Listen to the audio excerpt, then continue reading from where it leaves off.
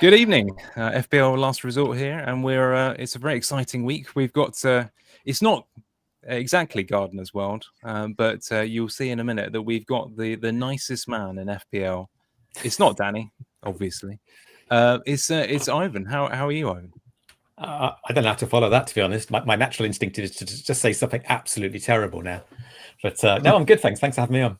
So FPL Reuser to the uninitiated, but hopefully lots of you have seen Ivan's great work before on Above Average, and I think The Wire. Any others you want to sort of? I was on Green Arrow many years ago, pre-COVID. My first one ever was Green Arrow as well. So yeah. Danny and I were still teenagers, Cheers.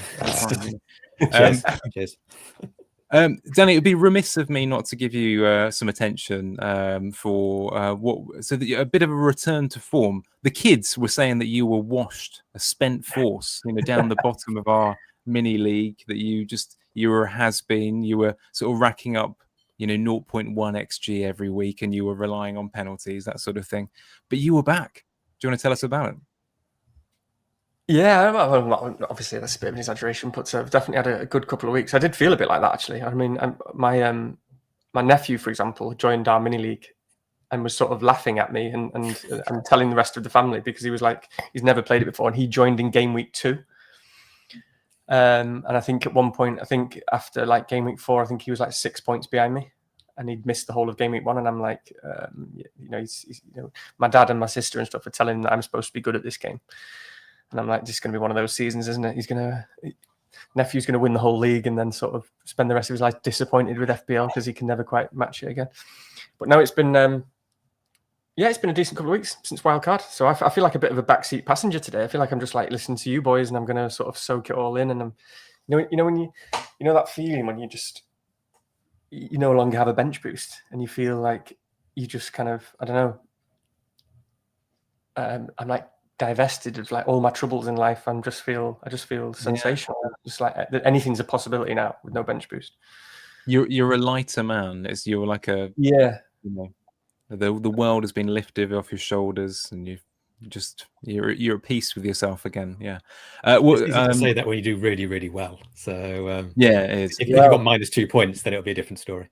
Well, honestly, I mean, I've got a short memory for these things, but I'm genuinely not sure if I've ever had a good bench boost. I might have done, but if I have, then it was over 3 years ago, because I can't really remember stuff through I can obviously, but in terms of individual seasons, I've not. But the last, last couple of seasons I've had terrible bench boosts, and like I say, last season was 6 points from a double game week bench boost.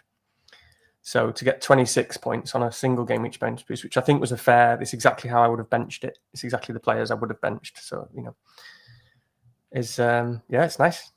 I should also say that since we didn't pod last week, Ivan. So our fans, groupies, whatever you want to call them, maybe not, were very upset with me last week. So just to explain to the chat, who I'm very grateful for you being here and sending all your lovely messages in the chat and that sort of thing. Just to explain, I was in the New Forest, so it was important, to spend time, waiting in the road for new ponies, the New Forest ponies crossing the road, that sort of thing. Spa days and hotels, posh hotels, that kind of thing. So everything you'd expect of me, Danny. In fact, but my dinner, we often talk about our tea because we've just had it before we come on. Usually, Ivan. Today it was miso green vegetables with mixed grains, Danny. So that's the kind of life I'm living here. I'm going to make up for it though with this bad boy in a few minutes' time, which is nice something from sort of Kings Lynn way. Nice. Actually, you're on the Grey Goose, is that right?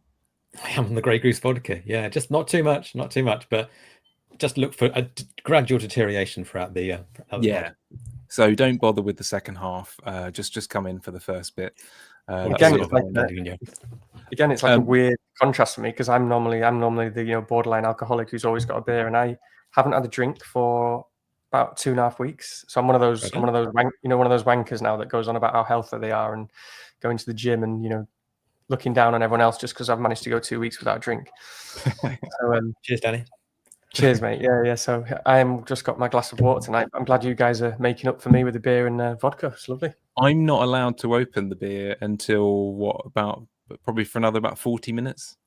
Yeah, basically once all of your jobs are done, once all of your slide changing's done and you've said most of the things you want to say, you're then allowed to open your beer because you're a bit of a lightweight, aren't you? And it's like half an hour or so on bedtime after a beer. So early riser, early to bed, healthy living, just the occasional, light ale once every now and again. That's how it is in these parts. But you knew to expect this, that anyone who's here or is joining, this is exactly what you're getting. It's the nicest product.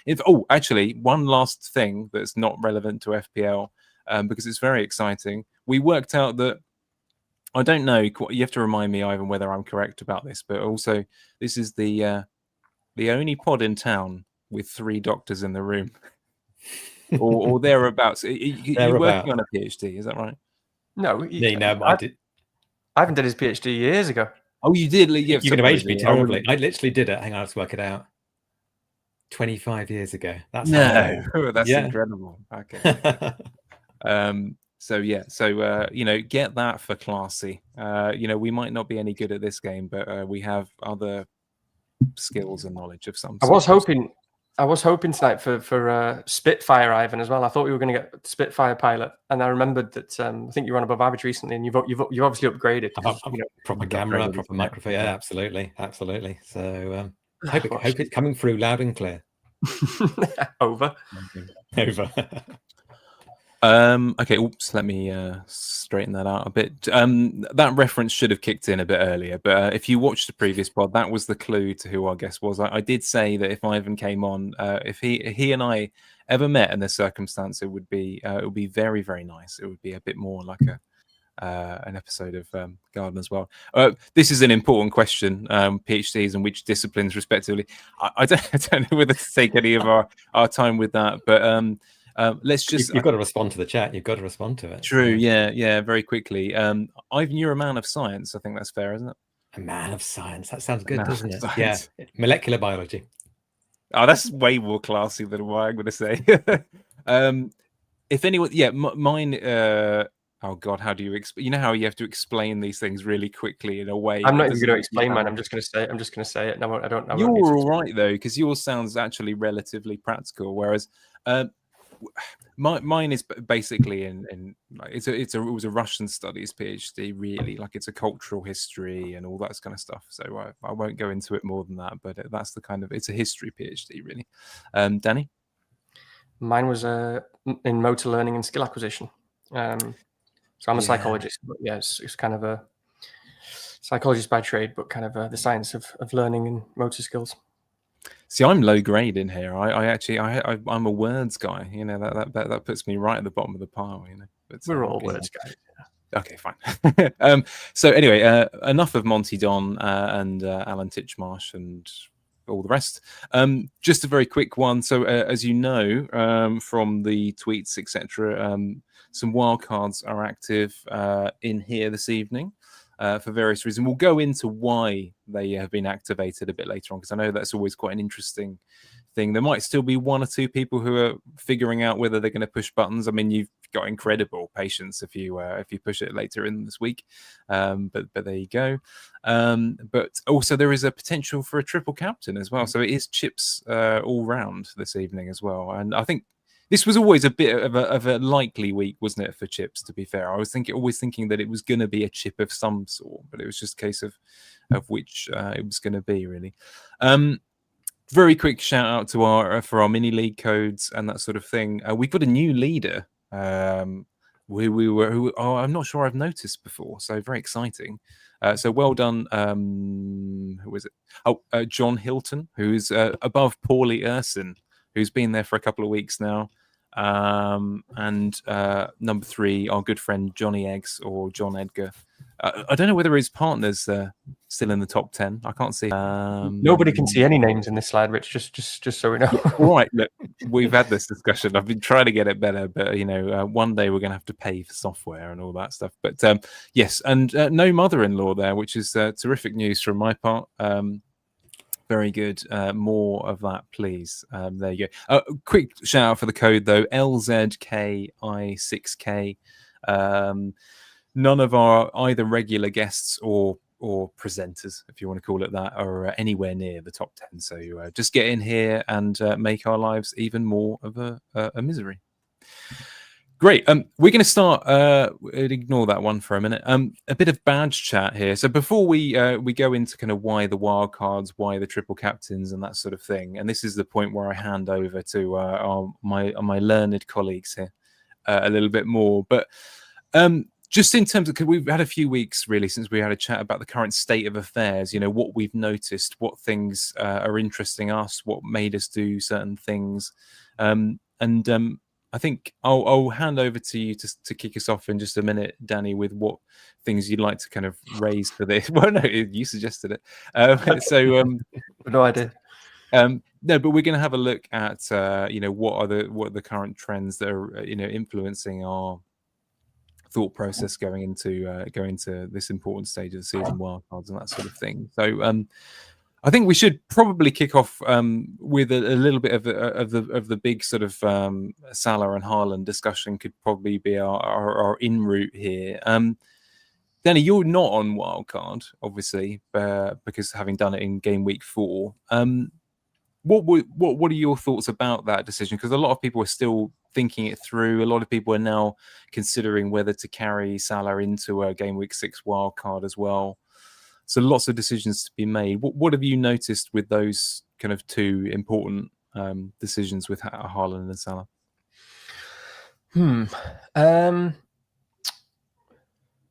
Well, I think for me and my kind of approach at the moment, in the context of not really knowing, in the context of like acknowledging that it's so early in the season, of course, and that we don't, I suppose my view is that we don't really know. I know that Haaland's looked amazing and he is amazing at the moment, and that's great. And we don't really know, what Salah's going to look like in 2 or 3 weeks or 4 weeks or 5 weeks or 6 weeks, just like we didn't last season. For me, he's still brilliant, and I think he's just likely to get better than he is now, because I think the team are likely to use him better, and get used to the likes of Isak, who I think will take a few weeks actually. By the looks of what I've seen of him so far, and Verts and all that sort of stuff, and the comments from the manager and stuff. So I'm like in a position where I'm very much. So I've sold Salah this week. I don't mind saying that, so I've already done it, and Haaland's in. But I don't know. I've seen a lot of people sort of. I don't think any of us, or maybe people we would necessarily listen to, saying this, but I've seen a lot of people saying a bit like Salah's like it's Haaland. You need to get on Haaland now. It's going to be Haaland. Because obviously I don't see it as black and white as that at all. But what I do, a bit like last season, is for me, a lot of decisions at the moment, and especially when you're not too sure, is just kind of playing what's in front of you, and just I'm trying to put myself in a position where I can adapt to the fact that it could easily change in a couple of weeks, at the same time as just playing what's in front of me. And so right now, whilst I'm very aware that Salah could and probably will come back and be maybe the best pick in the game, I probably still see him as the best pick. Generally, maybe over the season, I probably still would bet on him being, maybe better than Haaland over the season. He's a midfielder for one, and he's kind of got more strings to his bow. But yeah, there's just a big thing of playing what's in front of you. So right now, I do see Haaland as being brilliant, and he's got a brilliant fixture at home, and then he's got what's he got? He's got something like Burnley at home, and then he's got what is it? Brentford away, Everton at home. And Everton at home. So that's really nice, because all I see there is 3 weeks for whereby I can make a decision and get on board and play what's in front of me now, and be able to feel comfortable and justify doing that for a period of time that would allow me to build up transfers, or to get to a point where I can switch it back or get someone else. So I'm perfectly happy with that. It's probably like a really obvious thing to say, but that allows me to do all of those things. It allows me to play what's in front of me, because this is really important. I think we'll probably talk about it when it comes to like wildcards and stuff, is people get almost too bogged down, I think, with like planning for the future and putting themselves in hypothetical situations of game week 13 and game week 10 and game week 9. And the season's so short these days.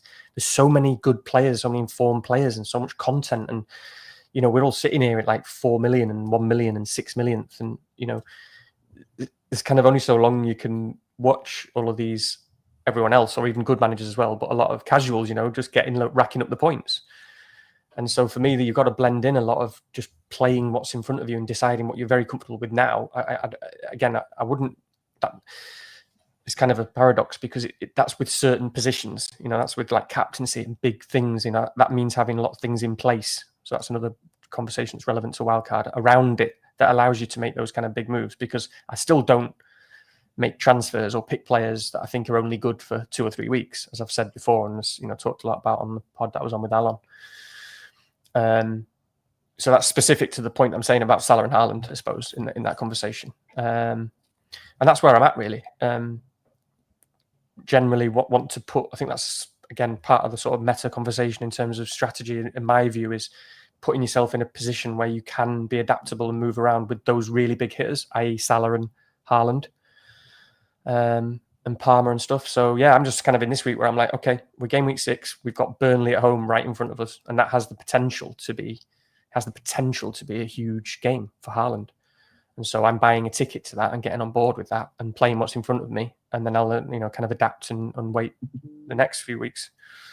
And what about you, Ivan? Or I don't disagree with any of that. Having said that, I've pretty much been, I won't say anti-Salah because that's hugely inflammatory. But I've never had Salah, and quite early in pre-season, I decided that I wasn't going to go for Salah as well.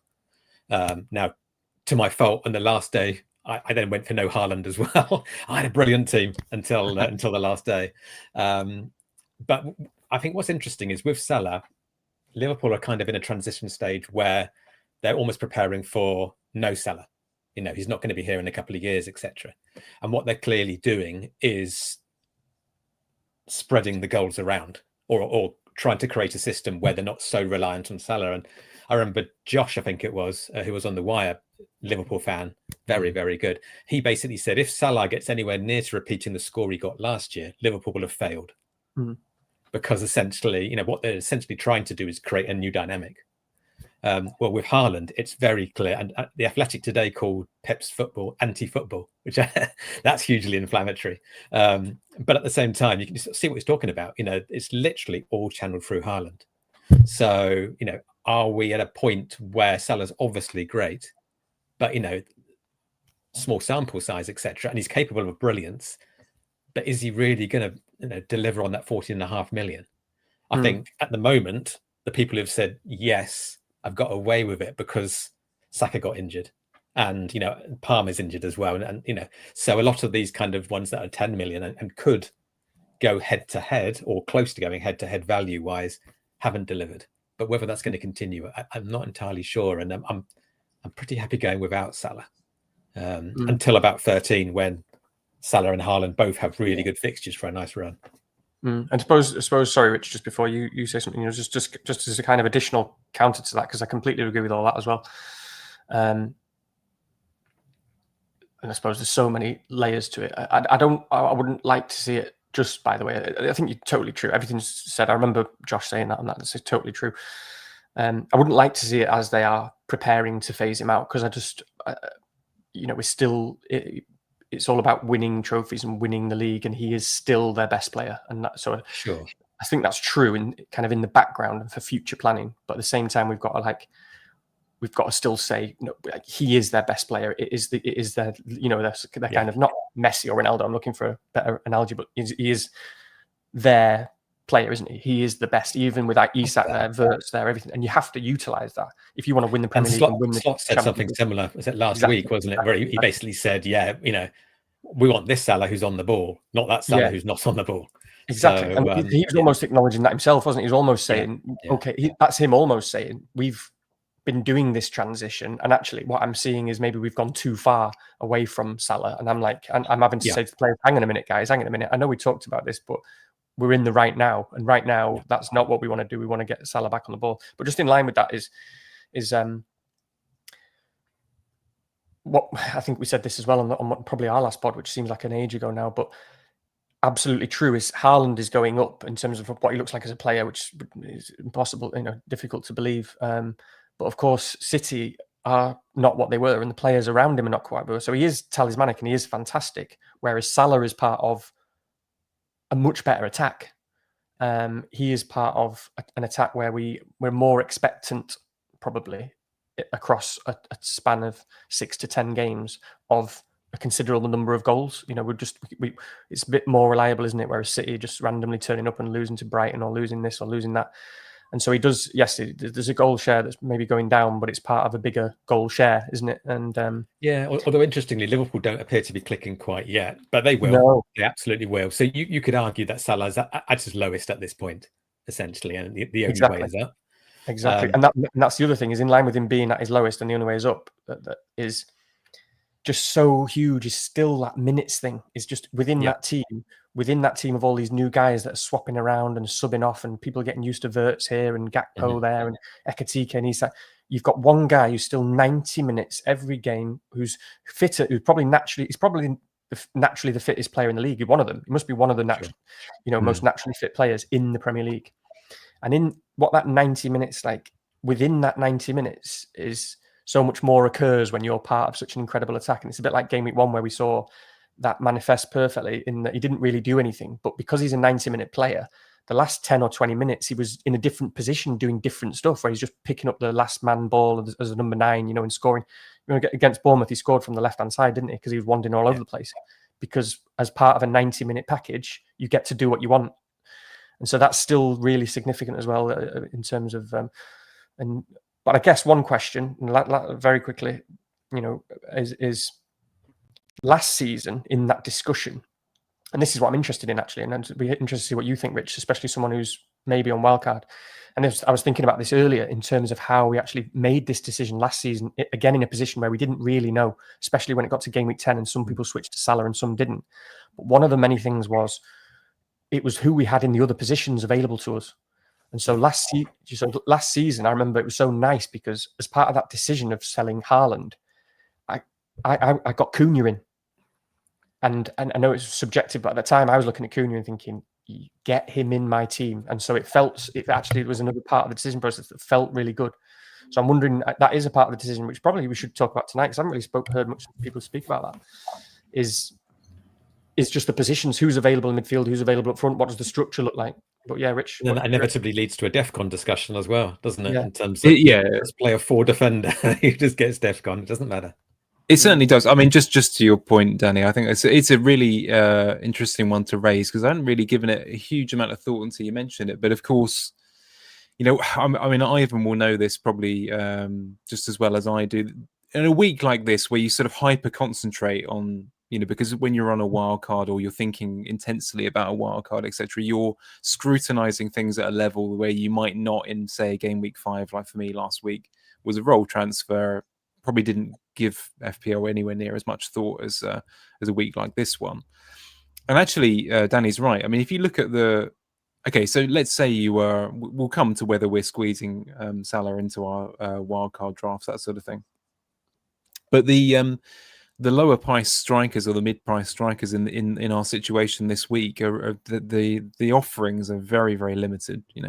It would have been really difficult, because I think Danny, Danny and I were having discussions a few weeks ago, really, where we were really talking up the prospects of a Strand Larsen, for example, being such a good option. And of course, that doesn't look like it anymore. And I know he's returned from fitness concerns and that sort of thing. I've seen a lot of people this week in more analytical circles talking up the possibility of Dominic Calvert-Lewin, and I think that probably says where we're at. I'm not saying it's a terrible idea. It might well work out, etc. And he's obviously scored that really lovely header the other day, and I think he got pretty good minutes, didn't he? It was pretty much the whole game, I think, for the first time since he joined Leeds. But it's just a marker for where we're at. The options in the forward line, especially if you still have to play a bench boost, like Ivan, you still have yours, don't you? Yes, I do. Yeah. Yeah, in a situation like ours where we need something in that spot, you are looking at a Lyle Foster who's probably got an assist so far, or something like this. You've got, you've got a Dominic Calvert-Lewin who's an enormous fitness risk at the best of times. It is very difficult to justify, and I have my real problems with strikers, because I mean, we'll talk about Gyökeres later on, and I still have this sort of niggling doubt at the back of my mind that I don't really like this player particularly, and this is always a bit of a difficulty. But the logic, of course, is really there. Just one word on the Salah conundrum that Danny mentioned as well. I think this is why the injury concern. So you might have seen this earlier this day if you're watching that it's projected that he's out for 3 to 6 weeks. So you have to assume it's going to be a good part of a month, etc. So I don't know how many game weeks that is, but that takes us certainly up into probably 8 or 9, I think, before he's even coming back. Sorry, Rich. Palmer. Sorry, I don't know whether I actually said but for teams like who were on wildcard rather, or projected for that, Palmer would have been an absolute lock. In fact, I was only planning to really wildcard in my head last week if it was for Palmer, and that really threw a kind of spanner in the works because it was just all sort of gearing towards that and that sort of thing. So really, really awkward situation there. But yeah, no, that Palmer injury is an absolute killer. I think it's very, very even if he's back next week, you can't touch him. You can't touch him because you're not going to captain him at that price. And groin injuries as well. I mean, they're just so niggly. You can start, as we can see, and then you're off at half time. You just don't know when they're going to resurface as well. So he's dead to me for a while. I mean, that's maybe because I captained him. Yeah. Did you? Oh no. Yeah, absolutely. It was him or Bruno all the way up to the end as well. And yeah, that didn't end well. But oh no! do you know what? I'm having flashbacks to the way you announced that decision, and my reply with a cold emoji now has come back to haunt me. I'm sorry. It wasn't entirely down to you. You told me what I wanted to hear, so it's all down on me. But I just don't think you can touch him. I don't think you can touch him for a while until he's played good number of consecutive matches as well. Very frustrating. I mean, and just in terms of a few other things to kind of pick out before we start drilling down to kind of wildcards and wildcard decisions and that sort of thing. Again, talking about hyper concentration, there's a few things that on seeing this and just the sort of general landscape that's been emerging over the last few weeks that have really kind of come to fore for me. And I wasn't really planning on thinking about it at all, but the more I've been looking at wildcard over the course of this week is the quality of certain defenses and how teams are holding up in the defensive side of things. And the two teams who I'll pick out might be somewhat surprising here, but I've been watching a lot of highlights for these teams and been really quite surprised. But just how quality the teams and the players have been in recent weeks. One is probably a more obvious one because they are literally at the top of the expected goals conceded table at the moment, which is Newcastle.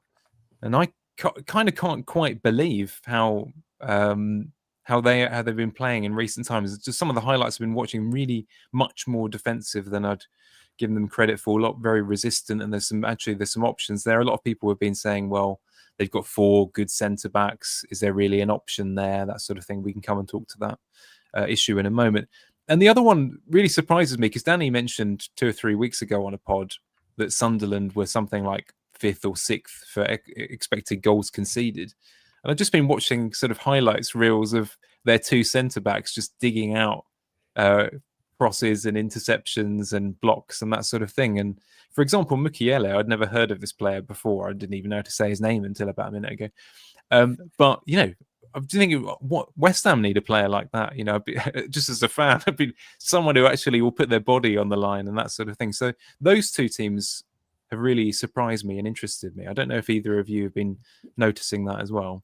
Yeah, I mean, for Newcastle to be the best XGC in a world where Arsenal are amazing is pretty incredible. Obviously, Arsenal have played Manchester City, but still, just astonishing, really.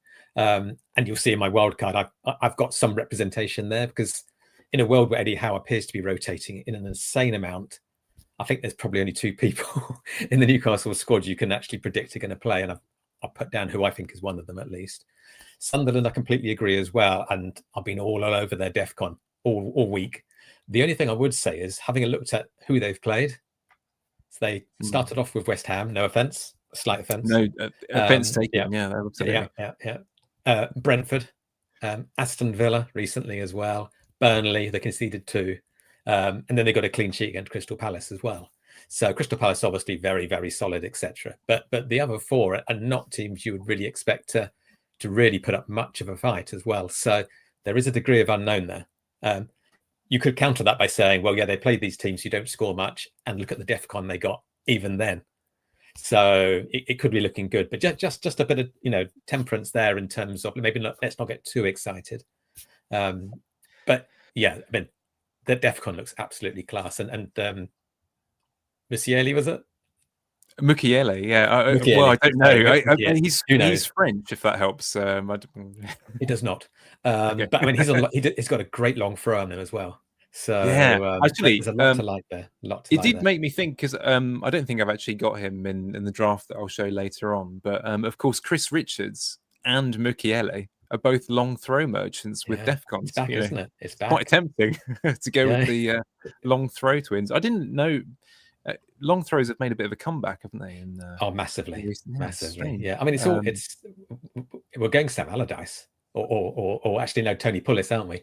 Because it's all long throws and long ball now. So there you go. And Pep's doing the long ball thing. So well, it's this. I mean, I'm just thinking about it now because I was just thinking about the same thing. I don't know. It just shows you how competitive football is now and how much money's in it and the science and all that stuff. Because I know it's all kind of always been like that, but I feel like the last 20 years, like football is always evolving, but that's been like the only real change in football. It's always evolving in terms of how teams generally play. But it's almost like this. They're only just really, really emphasizing these. What did the Sky cycling team used to call it? It was like the tiny margins, because there is these tiny margins in every team now, isn't it? And it's kind of amazing that it's taken this long. So you're seeing way more like in swinging corners, which to me and to viewers it always seems obvious. Like surely just if you've got to get a really good in swinger taker than an out swinging taker, surely, and like a lot of that seems to be a lot more of that as well now. And obviously all the set piece specialists and my dad again, I always reference him on this because he knows, we would speak to him about football a lot, and but he's been saying for years about the long throw and how dangerous it is, and how it's a nightmare to defend against, and such has got a great long throw, and he's honestly for 20 years he's been saying to me teams should get that, and now they're all doing it, and it's like Jesus Christ. It's not just that; it's just throws are so ineffective. You lose possession so often from a throw within like two knocks. So absolutely, why not? It's weird, isn't it? Because it's so obvious. The long throw, the whole trajectory of it. I mean, obviously, in terms of just consistency, if you're good at it, you can direct it better than you can a corner. And the whole trajectory. I mean, it gives teams. You just have to defend against something totally different because you have to practice a ball coming from a different area, which just changes everything. So anyway, which is also great for DEFCON. All those, heading out all those long throws coming in and all like that. So get the big guy in the center. Yeah, that's a very good point. No, this just to go back to that point, because this is it, isn't it? Like we're talking about the dearth of kind of forwards in a sense, or I don't know. It just seems like a really boring kind of predictable area, isn't it? You've got Mateta, and it's like Palace have got no one to actually give them the ball, and it's all feels a bit 5-pointer each week. And you've got Evan Nilsson who never actually shoots. And everyone's like, oh, yeah, but, he plays all the games and wins penalties. And it's, all this sort of stuff with the strikers. But the defenders, it's crazy because there is I know it's DEFCON as well, but it's not just DEFCON. It's the teams and the styles and all that sort of stuff. And this is the interesting thing about wildcarding now and wildcarding in game week 4 and wildcarding 8 and 9. Because I always think with the wildcard for me, the significant part of the wildcard for me is not necessarily and certainly so much which big hitters I've got or which of these guys I've got. It's who I've got around the edges and it's the part of the team that I don't want to be spending transfers on that's so significant that I don't expect to change and that will sort of mean a lot. And it means almost more than you can even imagine because you don't. So a lot of these positions you're not necessarily following or counting as you go through the season and being like after 10 weeks being like fucking 10 points behind that guy in that mini league because I've got Dan Burn and he scored 8 points less than such. So you don't count it, but it adds up so much. And Richie was just mentioning Newcastle, and that is a big one this week because I'm just looking now, and it's the first time I've ever clicked on, for example, Dan Burn, who I can see, I know is pretty nailed in that Newcastle team. It's the first time I've clicked on him, and I'm like, oh, all I can see is 6s and 9s, and I'm like, that's very nice, and wow, and if Newcastle are going to continue this sort of approach, they are just so solid because we already know that in terms of the team, the players that they have, they're much better for clean sheets and defence than they are for attack, especially now that they don't have Isak. Because these are guys who have said it a million times. The midfield you want to play against least is Joe Linton, Bruno Guimaraes, and Tonali. By far, of any player, I don't care. Even Arsenal, you don't want to play against that midfield because they're brutal. They're just so hard. If they start. If they start, I know. So as soon as I saw Joe Linton not starting against Bournemouth, I was like, "Oh, that is so good on paper for like Semenyo or the attackers." Like you're playing against Newcastle, and you see Joe Linton's on the bench. You're like, "Come on, lads, we can do it today. Come on, let's go." But yeah, I mean, come back to your point, Rich, because I know you look like you want to say something else on it. But I want to talk about Spurs as well when we get to that conversation, because these are the sort of players where I don't have these players, Newcastle and Spurs, as a game week 4 wildcarder. I know I have good players, and I'm happy certainly with like Senesi or your Andersons and other guys who are great. And obviously there's Gabriels and Van Dijks and Palaces, so many. So yeah, I mean, I'll go back to you, Rich, before we change teams or anything. But Oh no! All I was going to say is, okay. So if we think about the players in your squad, especially on a wild card, that you're then least likely to change down the line, there are basically 2 spots, aren't there? On the whole, it's likely to be one of 2 spots. It's the goalkeeper, or it's your cheapest defender.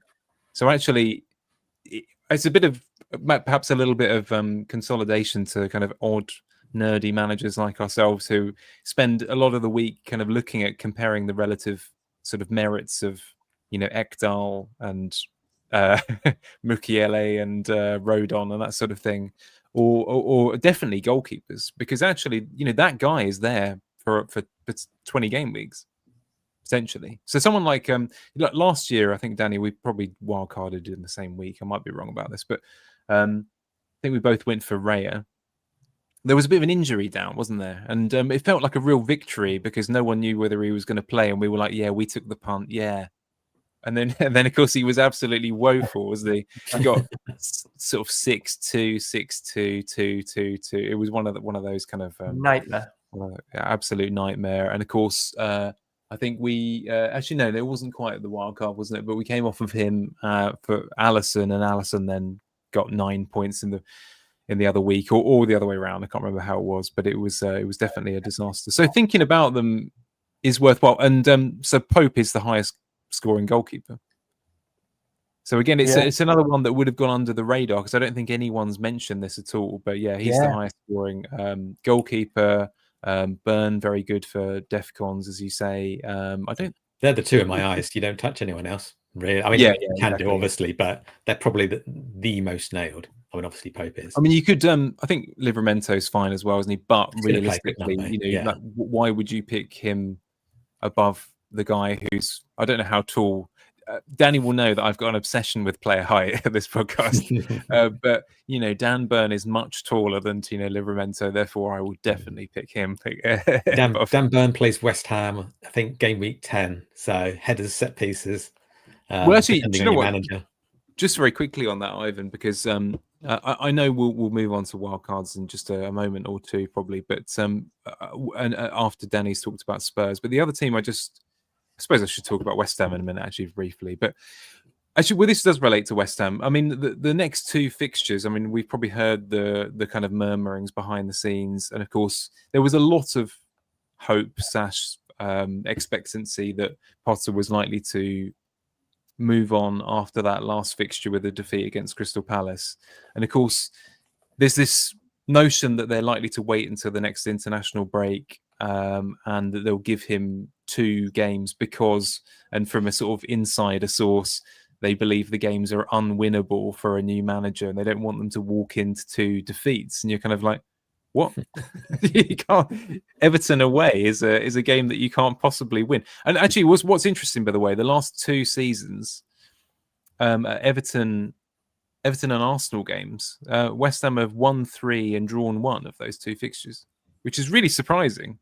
But the point is, you might write off a game against Arsenal, but of course, well, Danny knows only too well that I suffered at the hands of that when I had Arteta assistant manager last season, and Potter got a 1-0. But anyway, my point is with a sort of dead man walking scenario. I think, to be honest with you, I mean, we'll talk about Tarkowski, for example, later on, who has obviously got him this week, and then Arsenal got them the following week. Those two teams, if I'm honest, seem a lot more appealing because of the West Ham fixtures. I'm pretty sure I'm almost certain I wouldn't have Tarkowski. But sort of Tarkowski, sorry, I'm thinking of the Russian film director. That's what we do here. But he would definitely, I think fair to say, not be in consideration just because of the relative value against someone like an Anderson and so on. But because that fixture is right there, it is quite hard to ignore. I agree. Well, is that Palace next and then Liverpool or something? Oh, I can't remember. Away. Great, actually. Yeah. So I completely agree. But I can't go without Tarkowski this week, having seen what Romero did, and it's it's just asking for trouble. This is on a free hit. You get two Everton centre backs, really, if you can. Sorry, Danny. But the good news is, obviously, the fixtures aren't great, but he's an absolute DEFCON beast anyway. So you can weather that storm. It doesn't matter that much. Yeah. Sorry, Danny, I think I interrupted. No, it's not at all. It's fascinating because this is what's fascinating to watch, is where people end up, because it's going to change each week. And myself, I wouldn't let, for example, this game week fixture come into my thinking. I just wouldn't let it come into my thinking. And I'm not saying that's right or wrong. It's just my approach. And then, because it's just got to be so long term, this wild card, for a lot of these positions, there's so many transfers that are going to be needed. And I'm not saying don't get Tarkowski, by the way, because obviously he's I was going to say you probably get him anyway based on the long term view as well. So again, this is the conversation and I'm not in that position, so I'm not looking at it. Is, for example, looking at Tarkowski really hard against, say, a Newcastle defender, or Anderson, or whoever kind of Rich was just talking about, and Palace, because I think I see a lot of these. There aren't many positions in defence. I think generally for me, and it's not for everyone, but let's say I like to have a 4.0 for structure. So generally there's a 4.0. So that's one position gone. Who, by the way, I still think Leeds. I still think Leeds. I don't want to go off on too much of a tangent here. Maybe we'll come back to that, but there's reasons for that. I think Leeds. And, say Gabriel, or an Arsenal defender, and even Van Dijk, which is a really interesting one. He's the game week 4 pick, who doesn't feel like a lot of people are going to have. And if they don't, they won't really have him again. I can't see many people bringing him in. When do you ever bring Van Dijk in? That's another really interesting one for me, but we'll talk about that when we get to my team.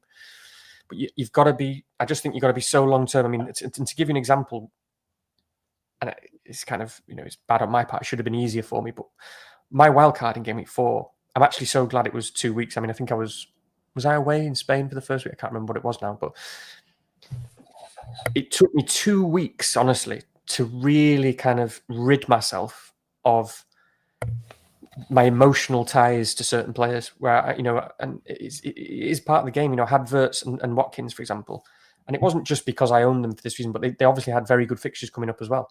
And but definitely contributing to that was the fact that I'd had them previously, and I was absolutely convinced that Wirtz and Watkins, genuinely, it wasn't like a jinx thing, obviously, because I don't believe in that sort of shit, but I genuinely believe they were both going to bang. And it took me 2 weeks to kind of not have them in my wildcard team, because, objectively, I just kept coming back to, what does it really look like long-term, 10 weeks, 15 weeks, taking this hit even now? And I just think that's a similar example for me, is thinking about Tarkowski in a way, for example, is I'm putting myself in the shoes that I was in that wild card, and really picking who you believe is just the best over 10 weeks, and not letting any individual fixtures come into it. I mean, we'll get to it in a second, I'm sure, but I originally, my old team was very much geared towards a wildcard 7, very much, triple forest, etc. There's no reason to actually do it. And I have to, admit that I'll still be going with Tarkowski probably if I'd wildcarded in 7. But I'd be lying if I didn't say that his game against West Ham may have helped accelerate it into this week, along with other things as well. But that probably helped tip it with me, just like, well, if I did wildcard, I could get Tarkowski against West Ham a week early. So, that did play a role in my thinking. It is amazing, isn't it? just how bad West Ham look at defending set pieces. I don't think I've ever seen a team in the Premier League defend set pieces and corners specifically as bad as what I've seen in the last 3 games. Exactly, and it's just one of those things that you can say, oh, they'll be working on it, etc. But it was so bad. It's like I've got an opportunity to actually take advantage over a number of, maybe the next 2 weeks at least. It just seemed crazy not to, essentially, and there are other factors as well. But it did certainly help me press the button. Well, as you say, 2 very popular picks are, the main centre-back attacking options in those scenarios for those 2 teams in that 2 weeks before Potter is almost definitely going to be moved on. So it's hard not to kind of pick it up. I'm just going to respond to this comment in the chat. Danny, I know I get distracted by this kind of thing, but Richie will have Tarko because he's quite big and tall. Actually, no. He's only 185 centimeters tall. We've discussed this before. He's tall, but he's not really tall. He's not kind of... Danny, you're taller than that, aren't you? So, Yeah, quite a bit. He's deceptively small, we found out, haven't we? Deceptively small. His ears make up for his lack of height, if anything. So, but no, he's definitely going to be a threat in the box. With the West Ham set piece kind of thing, it is really interesting as well that they've changed the goalkeepers around in a couple of the fixtures, and that hasn't made any difference either, actually. So it goes to show that it is really a kind of planning issue. I know you'd mentioned, Danny, that it might be a kind of zonal marking issue and that sort of thing. So I don't know. It's worth kind of. I hope they're thinking about it anyway, but it's a bit of a disaster at the moment in time. He seems to be the only manager, I think, does zonal marking that I know of. The chat can correct me, but he seems to be sticking to these principles. I actually want to talk about quite a few teams, Rich. I know we won't ramble on for too long. Don't worry, we'll keep it relevant rather than moving on too quickly. Just while we're on Tarkowski, I'm just thinking out loud and again thinking about players and you guys on your wildcard and how I see certain players and the characteristics of those players.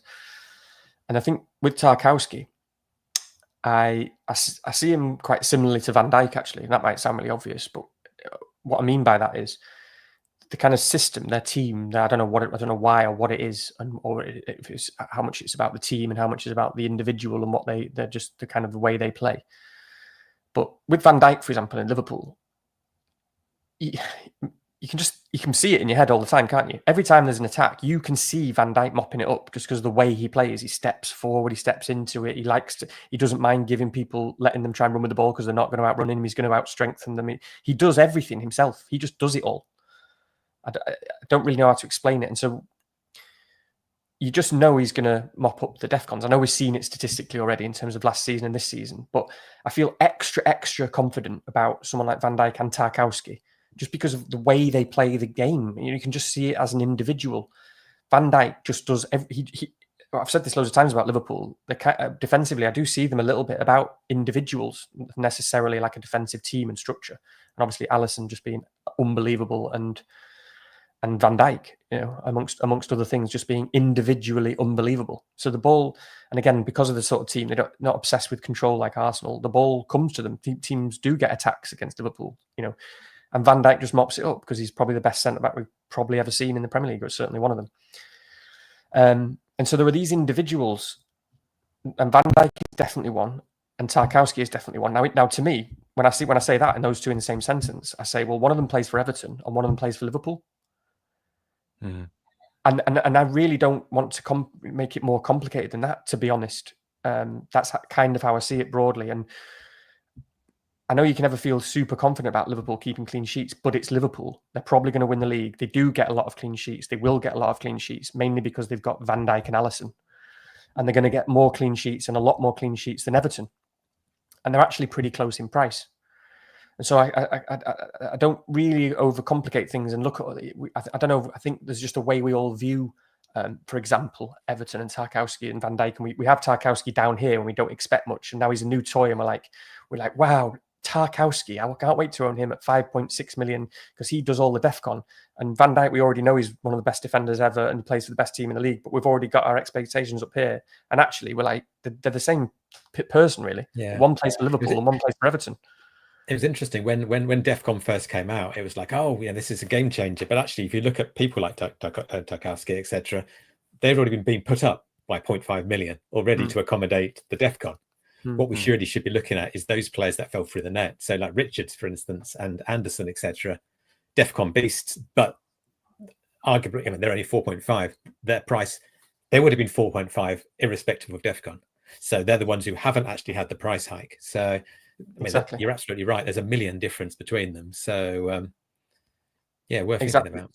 Exactly, and that's why, yeah, absolutely, and that's what I was almost going to get to in a second. Was that's why it's like a separate conversation, isn't it? The 4.5s, because it's just such undeniable value. And then again, for a position, and everyone will have Senesi, for example, and you just can't deny it with Senesi. I mean, it ticks all the boxes because, and this is, I'm saying all this because it's obvious, but it's another position in your wildcard team gone. Really, for most people, I'd be amazed if anyone hasn't got Senesi, because Bournemouth are amazing. They defend brilliantly. They've got no Europe, and I mean, I expected Senesi to get a clean sheet and score points against Newcastle, and that's crazy. I know, also because Newcastle had played in Europe just a few days before and stuff like that. But Senesi is another one. I mean, he got DEFCON, and didn't Newcastle have something like, they had like 0.5 XG or something? They didn't create any chances. Nothing happened that match. They didn't do anything, and yet he manages to get DEFCON because, again, a bit about the style and the individual. Everything goes to Senesi. And a bit like Anderson as well, as an individual, they take this upon themselves where you just, every clearance, you just know it's them. I don't know what it is, and I know that Semenyo got DEFCON as well, didn't he? Exactly. And I don't mean just based on this season. We've seen it from last season as well. But so these individuals, I just want to contrast that for a second with, for example, like the Spurs guys. And so again, thinking broadly, and it's an interesting one for you guys because Spurs, I mean, they don't seem to necessarily have that. I mean, I think Romero is pretty standout, maybe. That's kind of how I see it with the Spurs defenders. They don't necessarily have that kind of DEFCON talisman, necessarily. And I'm sure Romero's good with it. But what they do have is like a brilliant set-piece coach, very good at set pieces and corners, as we've already seen. So they maybe have this potential to score goals, again, which is really interesting, which some of the other guys don't have. And Spurs, to me, just to sort of touch on Spurs for a second, wow, Thomas Frank is such a brilliant manager. I mean, from what I can see at the moment, he is just the contrast with looking at someone like him. It's fascinating versus even like an Amorim or any of these, a lot of these new managers who don't. I mean, he owns it, Thomas Frank. He just doesn't. He look so secure in himself and in his interviews. You just know he's a leader, and you know he knows that he can be a manager of any club in the Premier League. I love his interviews. There's such clarity and calmness to contrast with someone like Amorim, for example, who's always just like, you can't even watch the penalties and he's this and this and he's about. And Thomas Frank, I don't know, like when I've been watching Match of the Day recently, and I am sticking to the same point because it's about the defence as well. I don't know about you guys, but when I'm watching at the moment, they almost, as a team, Spurs jump out of the screen at me. It's almost like all I can see is these big, he talked all about Thomas Frank in Match of the Day in interviews. He talked about mentality and physical presence and how he was so happy with those two things. And I just thought that perfectly encapsulated what I was seeing on the pitch, where I just saw this mentality, apart from, by the way, that Romero, it looked to me like he just let that goal go in, which was just weird. It's a separate point. But he talked about this physical preparation that they've had, and I could see it. You can see it across the whole pitch. They looked so big and strong and fresh, and they just looked a yard ahead of the opposition, and they have done for the last 2 or 3 games. I just think it's so impressive. Spurs real jump out of the screen at me at the moment as a team. And unfortunately, I don't really necessarily like any of the picks in the attack. And you guys talk about that when you talk about maybe I'm missing that a little bit. I know there's Xavi and stuff like that. But again, they've talked about clean sheet mentality so many times, and their defense does look really good. And so in line with that and everything I've just said, are you guys going without any Spurs defenders? They've got Wolves at home. What have they got? They've got like 3 or 4 really good fixtures. 3 decent ones, yeah. So I mean, I've got no Spurs in mind currently, but it is, I would say, a worry because ultimately what we've done so far is just list a load of really good defenders. So something's got to give. Something's got to give. I know. So it is really interesting, and I could quite easily have Spurs in there. I could quite easily not have Spurs in there just because there are so many options reasonably priced. And I think you're right. It does, at least at a very minimum, give me food for thought. I've got Tarkowski at 5.5. Is that really warranted, despite the fact that he's an absolute good DEFCON beast? I probably will go with him because of the West Ham match. But it's interesting, though. It's interesting. Again, the way I see it, sorry, Rich, I'll come straight to you now, but I suppose the reason why I'm saying all that is, again, how I think about it and how I would think about it. And if I'm on wildcard and when I'm saying those things to me about what I see as a team, I can't say as a team without thinking of Al Pacino, by the way, in the Inches speech. I just can't say the words. Anyway, as a team, either we die as a team, anyway. I feel much more confident and comfortable with Spurs as a team over the season, really, than, for example, Everton. I know Everton are very good and they've got a great attack, but, as a collective and as a unit, I don't know, I would be making a bet on Spurs for kind of more clean sheets, for example, than I would be on Everton, just broadly, just like really simple stuff. What Yeah, Rich, I think, no, I'm just thinking that, again, because I've been spending a lot of time around these kind of stats tables and that sort of thing this week. And actually, it's an interesting point because it raises this question a little bit about sort of team strength and team solidity when it comes to defense and like the individuals in terms of how well they're responding with DEFCON and additional routes to points and that sort of thing. And a good example of this is if you look at how well defenses are performing since the season begun. Like, okay, so a team like, okay, we know that Newcastle were top, for example. We know that someone like a Sunderland are about 2 to 3 goals expected conceded better than Leeds, for example. And we see that a team like Fulham are relatively quite a sort of mid-table at best. Spurs are doing okay, but there again, it's not right at the top either. And it's trying to work out the differences because take for example the decision for a wild card of choosing between a Leeds 4.0 and a Sunderland one. To my eyes, I think Leeds look a little bit more robust. Like they look overall a bit more of a robust team. They're likely to kind of hold teams out a little bit more. They are playing for 1-0s, 1-alls, that kind of thing, it seems to me. Whereas Sunderland maybe less so, but their game state has probably encouraged a little bit of resistance and that sort of thing. So it's, trying to work out the teams where you think, well, this is a robust team versus the individual that you're picking. I do think that you're right, though. Everton, again, are not one of the top teams for defensive performance at all. It is very much Tarkowski is individually a very good pick, but that is a worry long term. I agree. I mean, actually, we'll talk about this later on, but I have my rough plan is that I will be moving Tarkowski on. So he's someone who is in there for a relatively, so he can stay, but he could also go. But actually, what I wanted to do, Danny, is just throw this out there because it's quite interesting. Is in which case, if there's so many good options. I mean, are we right to pick Gabriel as a lock? Because I think I am kind of surprised broadly. For the first few weeks, people were kind of like, well, actually, do we even need him? He's not getting any of these additional routes to points and that sort of thing. So is he the lock that everyone thinks? Because you said you were going to bring him in. Or yeah, I mean, it is a really interesting one. It's so funny because there's a lot of the conversation at the moment is dictated again by West Ham, which it shouldn't be because it's just one fixture. How different would things have been if Gabriel hadn't made that block in the 96th minute of 2 weeks ago, where he went from 6 points to 9 points with one block? And before that, we were saying like the reason why Gabriel is not as good as what he was is because he's not going to get DEFCON. And one game he gets DEFCON. It's one game he got DEFCON in the 96th minute. He got a block that got him DEFCON and got him one extra bonus and got him 9 points. And that suddenly is absolutely essential. Now, I'm not saying that he isn't a great pick. I think he is a great pick because, again, it's more about the meta level of Arsenal and their setup and the way they approach the game, I think, for everyone. And just those reliable points. Like his clean sheets are still better than DEFCON. And I would still bet on Arsenal getting, way more clean sheets than, for example, Everton and their clean sheets outmatching Tarkowski's DEFCON. And they have obviously got, I think, generally till Christmas they're probably pretty right up there in terms of fixtures. They've certainly got a good spell because I know that, thinking about me as a Gyökeres owner, they've got, I mean, there's a spell where they play like I think Burnley away and Sunderland at home or something and Brentford or something like that. And with Arsenal, again, it's just a meta thing, isn't it? You look at that and you think, how are they going to concede a goal? You can't even imagine them conceding a goal because of their approach and they're that good defensively. And we think back to last season, it was a nightmare. Didn't Saliba get injured, by the way, for like 2 or 3 months or something?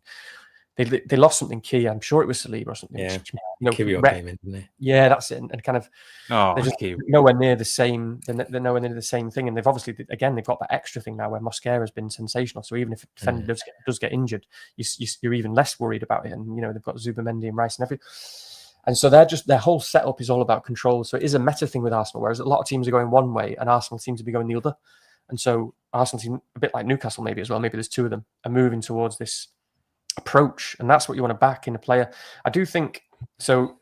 You know, that for me is the same conversation as Raya, by the way. I guess because you kind of think Raya's goes up compared to the other guys because they are less about DEFCON and more about clean sheets, and I think Raya's pretty good with bonus potential and that sort of stuff. Yeah, I mean, clean sheets are really important, especially for a team who are essentially the best defensive team in Europe. Essentially, you know, we're not just talking about a team who are pretty tight. But by any metric, they are the best defensive team in Europe. He's also a threat at set pieces as well. He may not get maximum DEFCON all the time, etc. But it's not 7 million; it's 6 million. So, and with great fixtures as well. Then I mean, I don't think, in my eyes, I don't think there's a huge amount to talk about. And he could pivot to to Van Dijk at some point as well at that price bracket as well. Although realistically, I don't think you're ever going to switch. I don't know, not from Gabriel to Van Dijk either. Again, just trying to be realistic, put yourself in the future. People, I only say this because people always say that sort of thing. When is really? I think it might be different. I think it might be different this time, though. Can you imagine? Just put yourself, Ivan, in. We've got a group chat. Ivan and Ivan, we speak pretty much every day. And can you imagine sending a message to that chat saying, "Yeah, boys, it's just Van Dijk to Gabriel for me this week," or "It's just Gabriel to Van Dijk." I can't see that happening. If there was a big enough fixture swing. And with I'm not sure there is, to be fair. And if and Van Dijk with his DEFCON, but you're right in terms of the incremental difference probably wouldn't be enough to justify a transfer. I think you're right, but with everything, I mean, it's possible, like you say, but you have to be in an extremely luxurious position because with all of the other attack and subs you want to make. But Rich, what I want to ask you as well is, the one thing is interesting, and I'm not in that position yet. I'm still in a Gabriel position, and I'm a Gabriel type player. But I do think Timber is hilariously interesting because we're in this age now where we're all, we've all got access to models and content, and we know we're all much more clued up on minutes and the importance of minutes. And so every player, I'm talking about the million or two of very engaged managers who follow all the podcasts, who not necessarily take it as quite as seriously as us, but they're very engaged managers. 1 million to 2 million of them are going to buy Gabriel, and they're only going to buy Gabriel. And that's really interesting because, of course, he is objectively right now better, I think, than just about than Timber objective. But that's after 4 or 5 weeks because we're so worried about rotation. But to me, when I watch Arsenal, Timber is so stand out when he's on the pitch, the best defender to own from Arsenal. Like it's actually quite hilarious. He brings everything. He's the best at attacking set pieces, as good as Gabriel, and probably gets marked less. I don't know how long that'll last. But he also puts loads of crosses in, attacks. He's constantly attacking. He's one of these relentless. I mean, Arteta must love him because he just embodies Arteta's utter relentlessness throughout the entire game. And he is such a danger. I mean, we've seen him get a 24-pointer already, which is ludicrous, by the way. And Gabriel will never get a 24-pointer. Very unlikely anyway. I know he could get a clean sheet and a couple of goals, but I mean, that was 2 goals, an assist and a clean sheet. And I know it's obvious stuff, but those, that covers you for a good few clean sheets. If you get a goal and assist one game in a big haul, it covers you for a few of Gabriel's 6-pointers. And to be honest, they're likely to be 6-pointers. We're not going to see much DEFCON. And I just think it's really interesting because again, I'm speaking for Timber here, but it's going to be funny to watch because you're going to get a lot. You could easily be in a situation where a lot of the more casual managers or the people who are less bothered have Timber and just get like 30 points more than those guys who are taking the game seriously. You know what I mean? What that's going to be get Tarkowski against West Ham this week and then transfer to Timber against West Ham the following week. Done. And it's funny again, doesn't sound bad. We always talk about goomar teams, don't we, Rich? Thanks to Alan. And my draft team is a bit of a goomar team now in our draft league because I've got Timber because I think someone already had Gabriel. And yet when you own him, suddenly perspective changes because I own him in draft and I'm going, a bit of Timber, like that's going to be beautiful every week. Just like it's such a bonus to think that if he does start, I could be on the back of so I kind of view it differently. You know what I mean? Because I just don't care as much about draft. But yeah, I guess really, it's is he going to start 3 out of 4? Is he going to start 2 out of 4? people say that, That's don't the they? unknown, isn't it? So people say 4 out of 5, 5 out of 6, and that's obviously that's just made up. Yeah, it's still just made up crap. The point is we don't know, which is important for minutes, and we do need to know. And that with Gabriel, we know, and that's what's important about minutes. But unless he needs to be rested, it could just be that we'd look like fools soon because he's so important and so good that Arteta might just be thinking, I'm not going to rest this guy. Of course, I'm not going to rest him because he's been in some of my drafts. Absolutely, yeah. And he's what 5? Is he 5'7"? Is he 5? He might be 5'8" now. Actually, something like that. But so a little bit more than Tarkowski, essentially. And in a world where if he doesn't play, and you're perfectly happy to have a cheap DEFCON person coming in for him, it's a slightly different world as well, isn't it? You haven't got these really poor quality 4.0s or 4.5 midfielders. Now you've got people who actually could get happily get 4 points off the bench. Yeah, but it's the sub-ons that worry you, isn't it, Rich? Go on, sorry. It's the sub-ons. No, I was just going to say that, I think I looked at Calafiore and Timber earlier, and they both have missed minutes during 2 games. I can't remember in what format. I think Timber didn't start the first game, if I'm rightly, or something like this. Calafiore's come off twice pretty early, that sort of thing. So actually, the game that Timber scored his 24-pointer, I think he only played 68 minutes. So which is great because he's locked in as well. So yeah. So really lovely situation. I just want to actually speak about one other defender whilst we're on that kind of topic, because it's a similar one, and it's pretty high on models. Is Gvardiol, because okay, I'll be absolutely honest here. He's not entered my thinking once as a serious pick, but I would be interested to see what your views are on this. Is it just a model pick? Is there something in it? I don't think he's got anything in the way of even attacking opportunities that this year, let alone numbers. But any thoughts? Well, I'll let you go, Ivan. I haven't really thought about much. It'd be interesting, like you say, because he is a model pick, and I had a quick look at review, today. And actually, same with Donnarumma whilst we're at it, because again, I was going to say this is the thing. Yeah, this is the thing. So essentially, I think City defense. I predict City defense will be a much more solid option this year. I mean, it's this. I go back to the Athletic article, Pep's anti-football, but apparently Pep was absolutely livid with losing matches.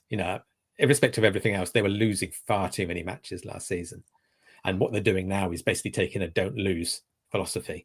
And I think obviously very, very small sample size, etc. But to me, it just seems so obvious that with Donnarumma in goal, the defense just looks like a proper defense rather than someone they just know that they're going to concede at some random moment, through some error or just, they used to concede quite a few big chances. Now they look like a proper unit, etc. So to me, shopstopper Donnarumma is the one, especially if they're going to go all Sean Dyke and all of a sudden it's going to be shots from outside the box because they're actually really solid and you can't get anywhere near them as well. I think it's a great option, and I'll be going with him on the wild card. Gvardiol, great defender. If he plays, will he play? Probably. Will he get attacking returns? Probably not. Will you get DEFCON? Probably not. For that price, I don't see it myself. When you've got other options, even at 4.5, you can, the floor is great. Yeah, it's going to be. I mean, it's a really good point. I massively agree with you in terms of likely the sort of perception and change of approach. Going to be interesting because, again, looking at reviews today, Gvardiol. I mean, I didn't play around much with solves or anything like that, or minutes too much in terms of the defenders, but Gvardiol was just in it. So we're going to see a lot of people with Gvardiol this week, because he's in the review wildcard. So you're going to see loads of Gvardiols, and people are going to keep quiet about it and probably be like, "Oh, yeah, I'm going to have Gvardiol and no one else is." So we need to think about what that means because it's going to be interesting to see. I mean, did he get a 9-pointer this weekend? So is he pretty good? He's pretty good for bonus, isn't he? He's generally good noticed that actually, but it wouldn't surprise me. I don't know. I thought unless the game finished when he was maybe he didn't end up with the bonus that I thought he did. No, he got a 4-point, of course, because they conceded it right at the end. He was on for. He looked like he was on for a lot of bonus when I was watching the game live, and he did get DEFCON on the weekend. So I mean, it's interesting because he's so versatile and he's going to play. It's just who you would have in that position. I mean, I think your point about Donnarumma is massive because I agree. He they're going to get a lot more clean sheets as well, just because of Donnarumma. Yeah. Like the guy, when he's on it, I know it's weird. I don't know, he's had a strange career, isn't he? But when watching him last season in the Champions League, obviously I watched all of those games, and I'm just watching it going, how is anyone going to score? You can't score. You can't score a goal against this guy. I can imagine. When I play football, I shoot all the time, and I've got a good shot on me. And I can imagine myself just like thinking, how am I going to get past this guy? It's like a force field, isn't it? You just think his presence just keeps it out. Exactly. You can imagine being a footballer and being so demotivated, like coming, I mean that and we said it last week, but that Boomo, which is trying not to laugh still because of that comment I just made about me having a good shot. That Boomo shot. I mean, I said it last week because I think even though Alisson, I think, is the best keeper in the world, I don't think anyone else would have saved that shot. It was that ridiculous a volley by Boomo. That was a goal. So Donnarumma's a guy who just stops actual goals from happening. Now he's really trying not to laugh because he's reading something in the comments. Yeah, I'm sorry. It's hilarious. It was a hilarious comment. Make it sound like a right twat then. Yeah, I just think, you're totally right. So with a change of approach, it's really interesting. Combine the approach with having Donnarumma in net, and you would expect him, as you say, to actually make some saves. That is, what are you thinking, Rich, in terms of City defenders or Donnarumma? Not interested in Guardiola at all, but Donnarumma does interest me. He is. I mean, I don't know whether you've done this, Ivan, as well, but I'm sort of riding two horses here at the moment because I've got two keepers in that were both about to rise in price, etc. So I don't have to make that decision yet. But I think Raya and I couldn't do that. But Donnarumma if I could. Yeah. Both in there just until I decide. But yeah, essentially it's between. There is one other keeper who I want to talk about, but yeah, I do very much like him because, as you know, he's very tall, and that's all I need. So, to be honest, there's no way he would have been able to save that Mbuemo shot the other day, as you know. So yeah, it's so funny though, isn't it? Because this is the sort of thing that is so significant. What keeper you end up with for the season. I know it's keepers are the least sort of lowest ceiling, but at this point right now in terms of wildcard, I mean I can sort of say this freely, and just because it is what it is, I'm on Raya, so that's where I am, and it's just hopefully it works out. But right now, you've talked about Pope tonight, Rich. Yeah, and that's a real standout. And if you're talking about expensive keepers, and they all bring something completely different in terms of saves and bonus and the team and all that sort of stuff. Because I look at Pope and I'm looking at his actual points, like you said, he's the top scoring keeper. Yeah, you love it when you can see a load of like fours, don't you? You think about like last season or the season before or both, whatever. What was the Brentford keeper called again? Who left? Flecken, yeah. Flecken, he would always be. He was always right up there because despite not even necessarily getting that many clean sheets, he would get so many 3s, 4s, and 5s. And just looking at Pope, you just see you can just see points, despite even in the game when there isn't a clean sheet. So anyway, what I'm saying is, I would really struggle to choose between Donnarumma, Raya, and Pope right now, for example, of an expensive keeper. Yeah, and it could go any which way in terms of the next 20 weeks, couldn't it? I mean, it's also about blocking slots as well, though. I mean, the obviously argument for Raya is that you're not going to have, presuming you've got Gabriel as well, then you've only got one of Gyökeres and Saka at some point as well. And do you really want to close that door? I think that's a very significant one. Again, with the rest of the Arsenal team, there's quite a question mark, really, in terms of who plays and the amount of rotation. So maybe you can get away with that. But yeah, I'd rather hedge my bets and Donnarumma in goal, Gabriel, and then be a bit flexible. Actually, do you know what? To be honest, Ivan, this is exactly what we were talking about earlier about this time of week where you've got comfy, and then you start to mess around with it. And actually, the goalkeeper spot, I changed it 10 minutes before we came on. So it's a classic example. I was like, do you know what? It seems ridiculous to. I mean. And this will befuddle the chat because they obviously think I've gone one way on the draft I'm going to show. But I just suddenly thought, well, do I need the extra 0.5 or 0.6 million there when this guy is, performing incredibly well? He's top of the chart, so to speak, and so on. So yeah, it could be any one of those three. I don't know. Yeah, it's really hard. It is a really tricky one, and you have to look at them. I mean, if it's just picking a player, I'm picking Donnarumma every time. There's no doubt about that. I absolutely love him. He's terrific.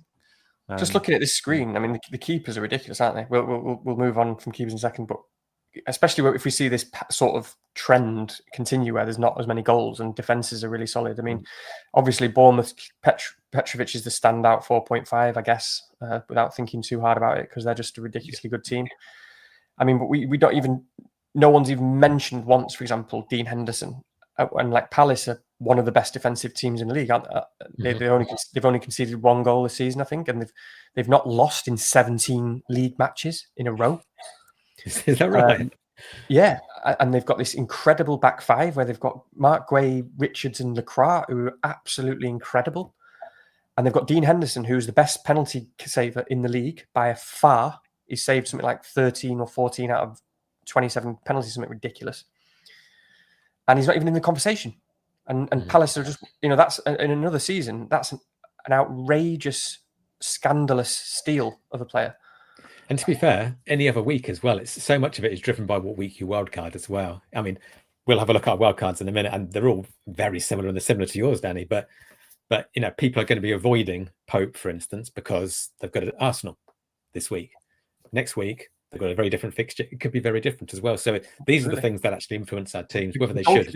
It's usually the biggest thing. It's usually the biggest thing, isn't it? Your wildcard week, rather than people overplay when you play a wildcard and how different it is and how significant it is, because most of our teams will end up in a similar place. And I've said it loads of times, people wildcard into insanely different teams and they end up with the same team as us anyway, or similar teams to everyone anyway, 2 or 3 weeks later. But the goalkeeper tends to stick.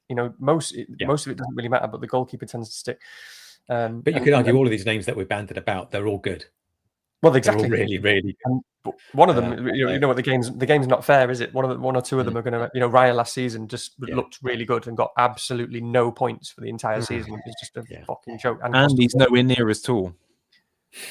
So we get into that. Just lastly on that point with goalkeepers, never mind all the others, but again, I look at Spurs. In my draft team, I've got Vicario. Same. Spurs, who I think are going to get a lot more clean sheets. I've just said all about what I think about the defense, and he's the goalkeeper who was the Flecken manager. In terms of the style, in terms of actually they do concede some shots, but maybe low XG shots and gets the saves. I mean, Vicario got an 8-pointer. I think was it last week or the week before? Sorry, because they drew 2-2. He's a guy who doesn't tend to get 6-pointers. He tends to get more than 6 points when they get cleans. There's another one who's probably brilliant. I don't even know if he's 5 or 5.5, but he's probably brilliant. 5.1 maybe, I think, something like that from memory. I just had a tinker with. I'm on the scout ticker, season ticker, and I've got it like for the next until game week 15. I sorted it by defense, and Spurs have got the second best fixtures defensively all the way up to game week 15. So and nobody's wildcarding any Spurs defenders this week. No, absolutely. I'm thinking. I don't know, but I can't speak for Ivan. But Romero's been in and out a bit. I think it's so it's another tricky one. Before I do go, because Ivan, just to give you sort of a moment to compose yourself, I'm gonna start with your kind of pre-wildcard team and just a chance to explain whilst you went into it. So I'll bring that up in a second.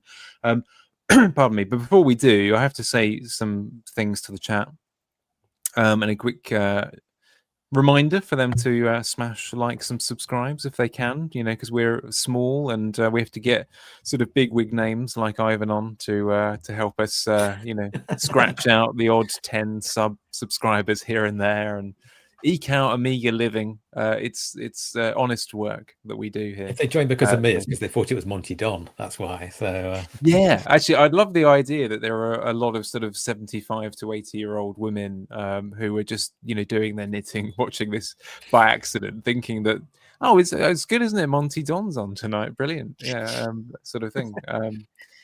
Yeah, that's exactly how it is. What was I going to say?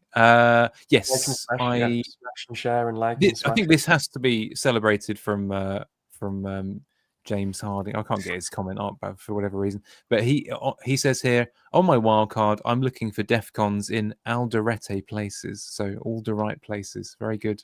That would have been on the screen, James, but I've got 2 things up at the same time. So there you go. And Pep Talk, our good friend, just seen the pod has been going for 68 minutes.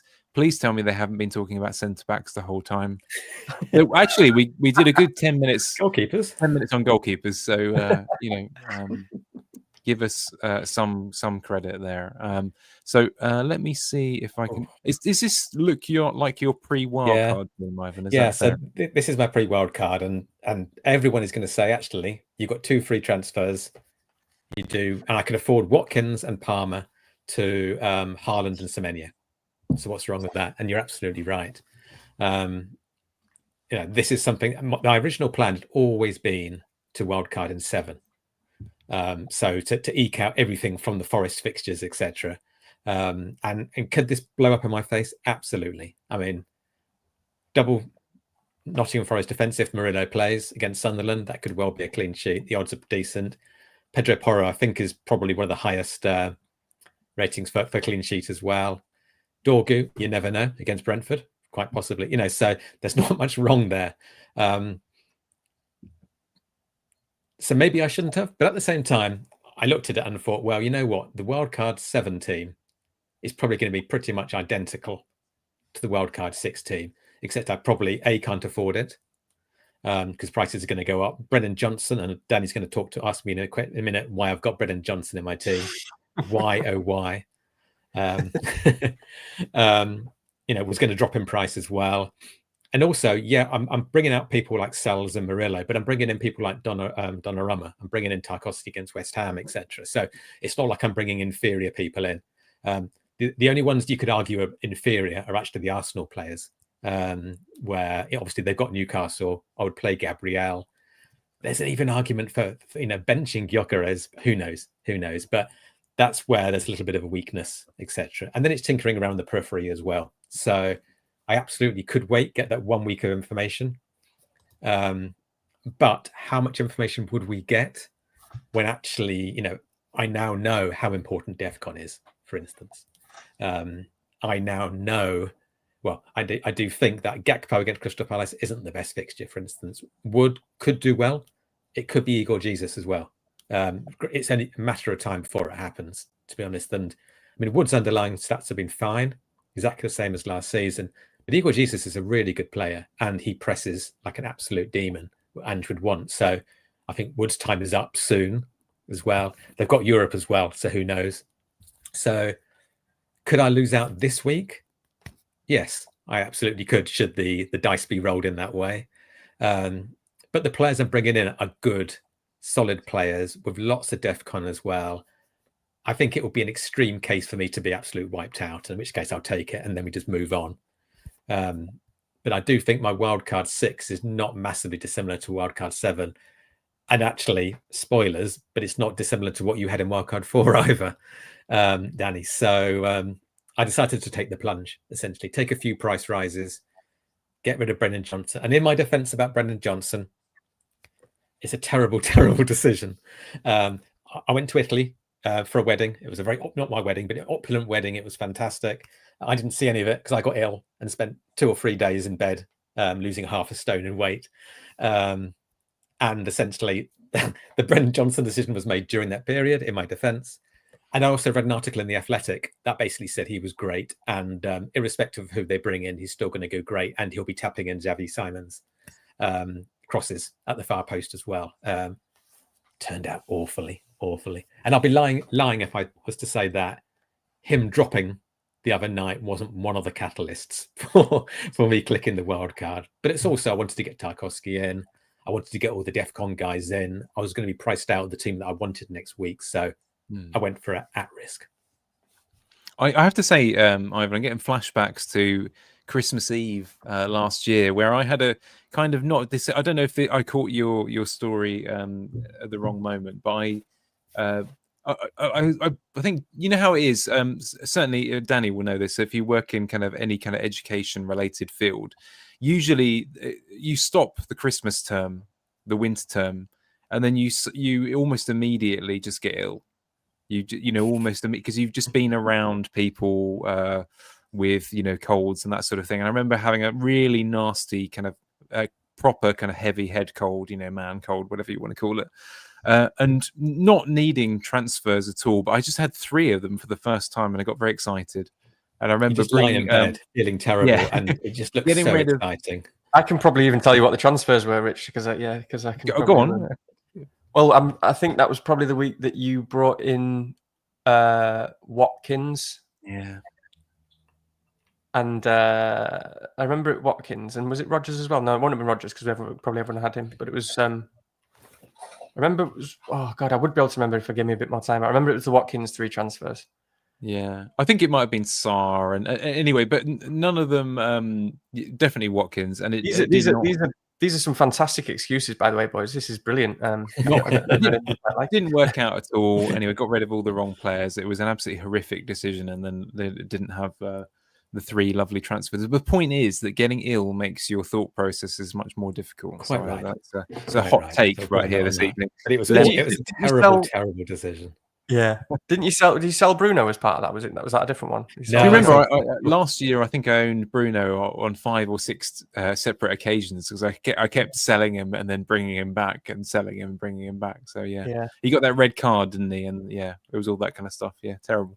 I think my moves were even worse because Saka was injured, so I sold Saka, which was fine, and Gui, and brought in Johnson and Wood, who has done absolutely nothing. And bringing in Wood, the idea was, oh great, I can push out to wildcard 7, no problem at all.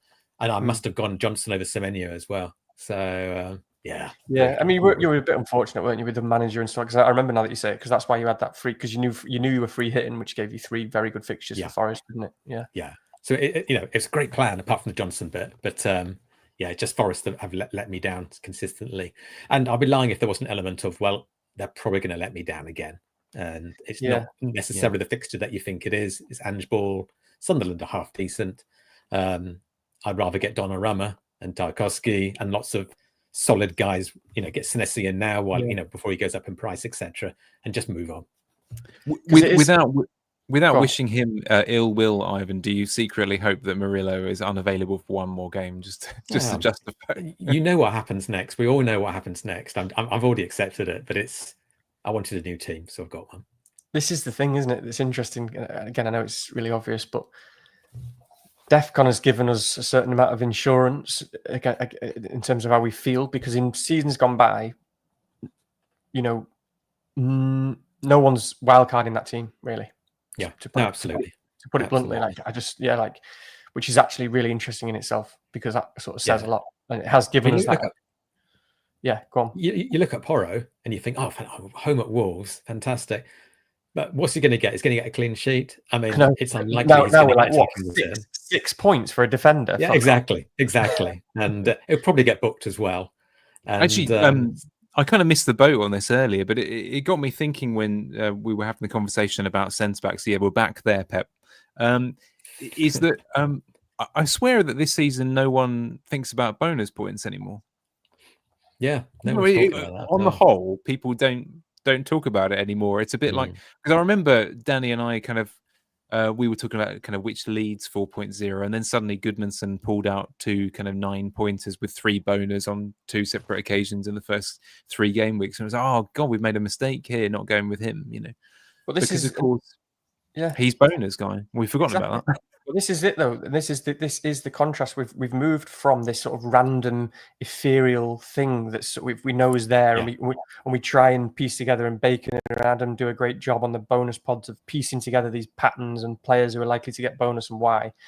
And it's actually fun because it's so kind of intangible and kind of almost subjective, and we've moved to this very informed, statistical based thing that's very tangible, and we see it every week. And of course, that's the sad thing about this, that the fact that everyone is wildcarding a team like this is because we know who are the best picks more, and we know it with more certainty, which of course, I and many other people said all pre-season, this is what this is going to do ultimately, DEFCON. Whether you like DEFCON or not, it is going to reduce the field of picks however slightly, or that'll probably vary over the season how significantly that is.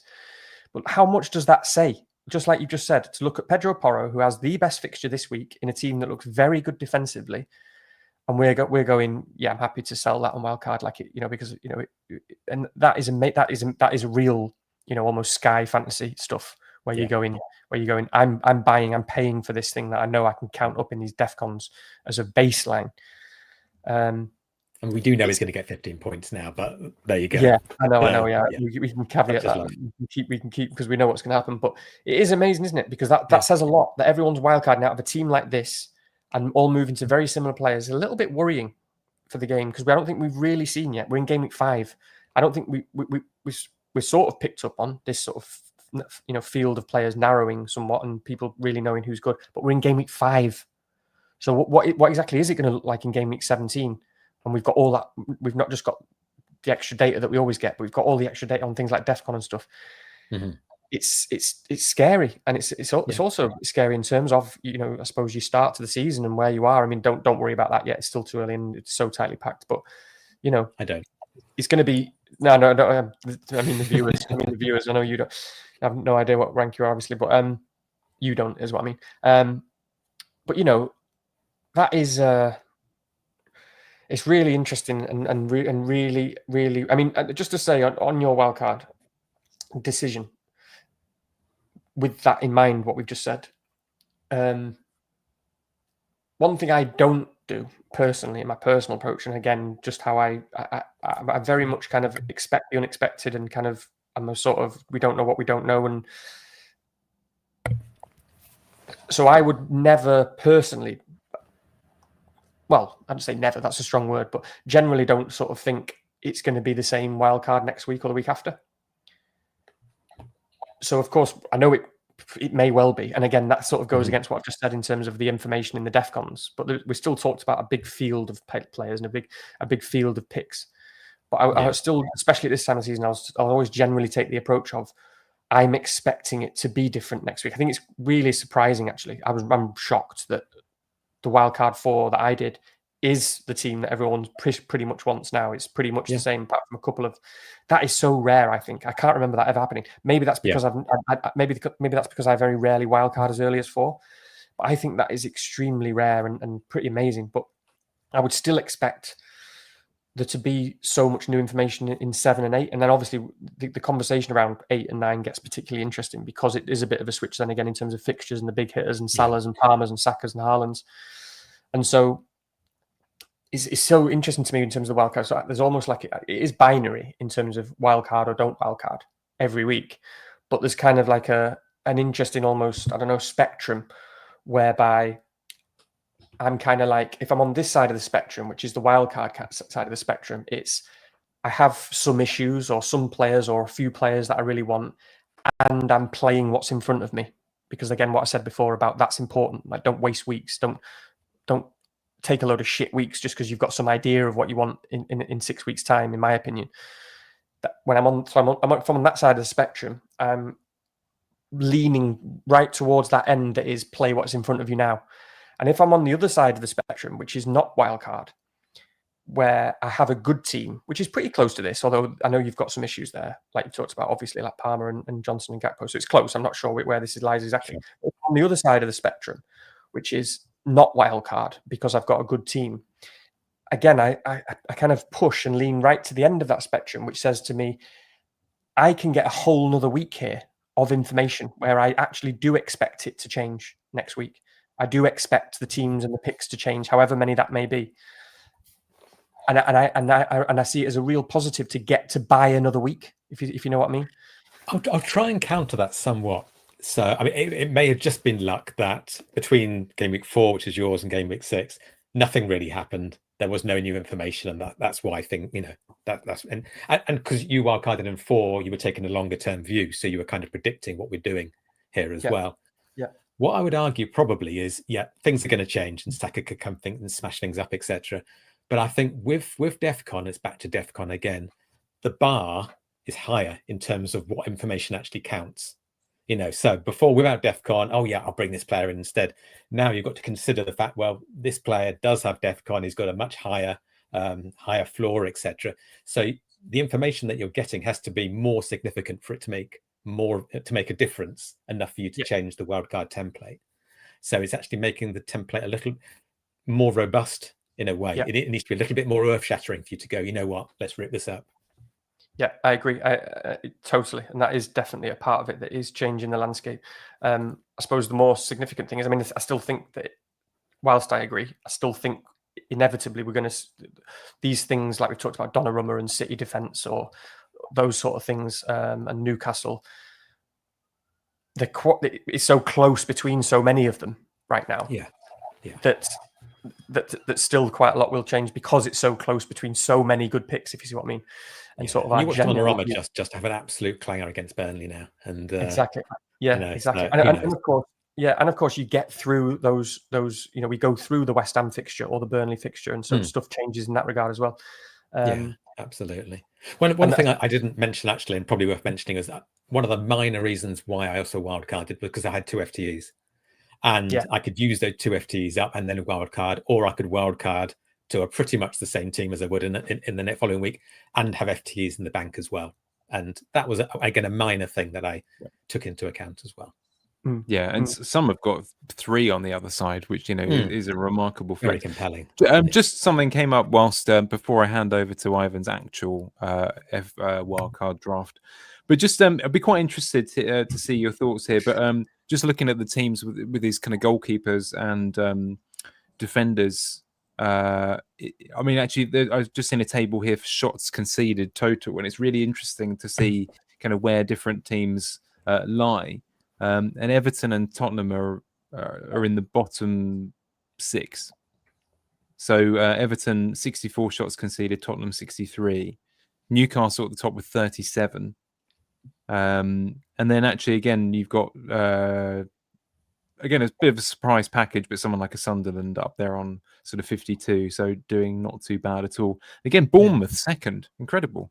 I've seen quite a fair few people more in analytics circles on double Bournemouth centre-backs, which is a really interesting approach. It's not about the number of shots, is it? It's about the quality of the shots. No, exactly. So Sean Dyche thing, isn't it? Load of shots from 0.01 XG. But actually, this is the thing, because so Man City are slap banging in the middle of that table, and actually there's an argument that that's kind of the best place for them because, if he's a significant presence and they're looking like a more of a unit defense, as you say, and he's got shots to save.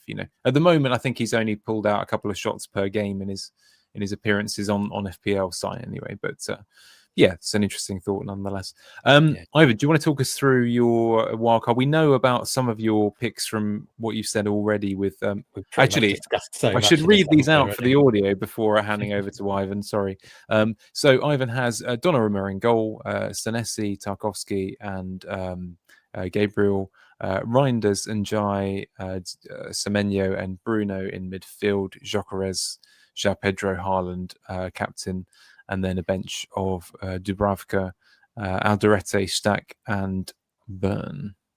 Yeah, so I mean, there's not many surprises here. Not many surprises at all. And part of me hates it because you could argue a lot of it kind of writes itself. You could probably describe it by who I don't have more than anything else. So I don't have a Spurs defender. I don't have a Crystal Palace defender. I don't have Anderson. Anderson is largely because of the fixtures, and you've only got 5 slots, etc. They're no good for 4 or 5 weeks, are they? It's quite tricky. Again, DEFCON, etc. shouldn't really matter that much, but with only a finite number of spaces. I mean, Senesi's a given. I think Gabriel's largely a given. Again, Taco, maybe there's a discussion for not, but that West Ham fixture. But I mean, Danny's absolutely right. If you look at the coming fixtures, Spurs next 3 are great, and Spurs actually for the next 12 game weeks, one of the best. One of the best. So maybe there's an argument there for something a bit different. But I just don't know whether I can, to be honest. Then it's the classic Rangers, Ndai, Semenyo, Fernandez, Gyökeres, Pedro, Haaland. It's just so template. And I don't use review. I don't even look at many people's teams, etc. But it's the pool of players is really so limited, and the fixtures lie in such a way where really it's just the defence that's up for debate, and some of those aren't up for debate as well. And then the peripheral figures as well. Now, Burn, I'm very comfortable with. I think for 5 million, with fixtures down the line and with the defence that they're showing, I think is an under the radar pick, and I'm more than happy with that. The main thing that had me a bit concerned about this setup was that bench boost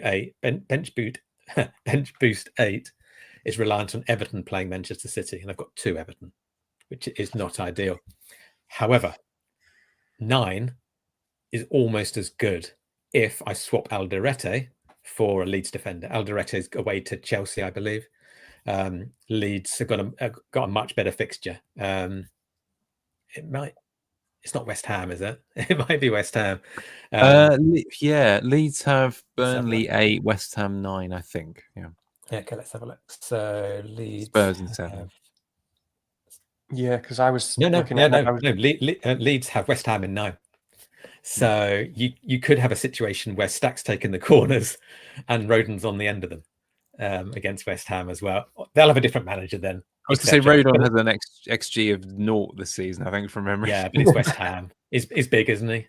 So, but either way, yeah, new manager and all of that, that's home to West Ham is a good fixture by anyone, you know. So if you swap Alderete out for Rodon or even Goodmanson, then I think you've got a decent bench boost 9, albeit it's a number of weeks. I do have 2 FTEs to tinker if I need be, but I think that looks relatively decent. Everton have got Spurs, so not the greatest, etc. But you can't have everything. But you know, if you've got a bench essentially of Burnley, who have Wolves, 2 Leeds players against West Ham, and then I don't know who else would drop out, but it's a very solid bench boost if you can make it that far.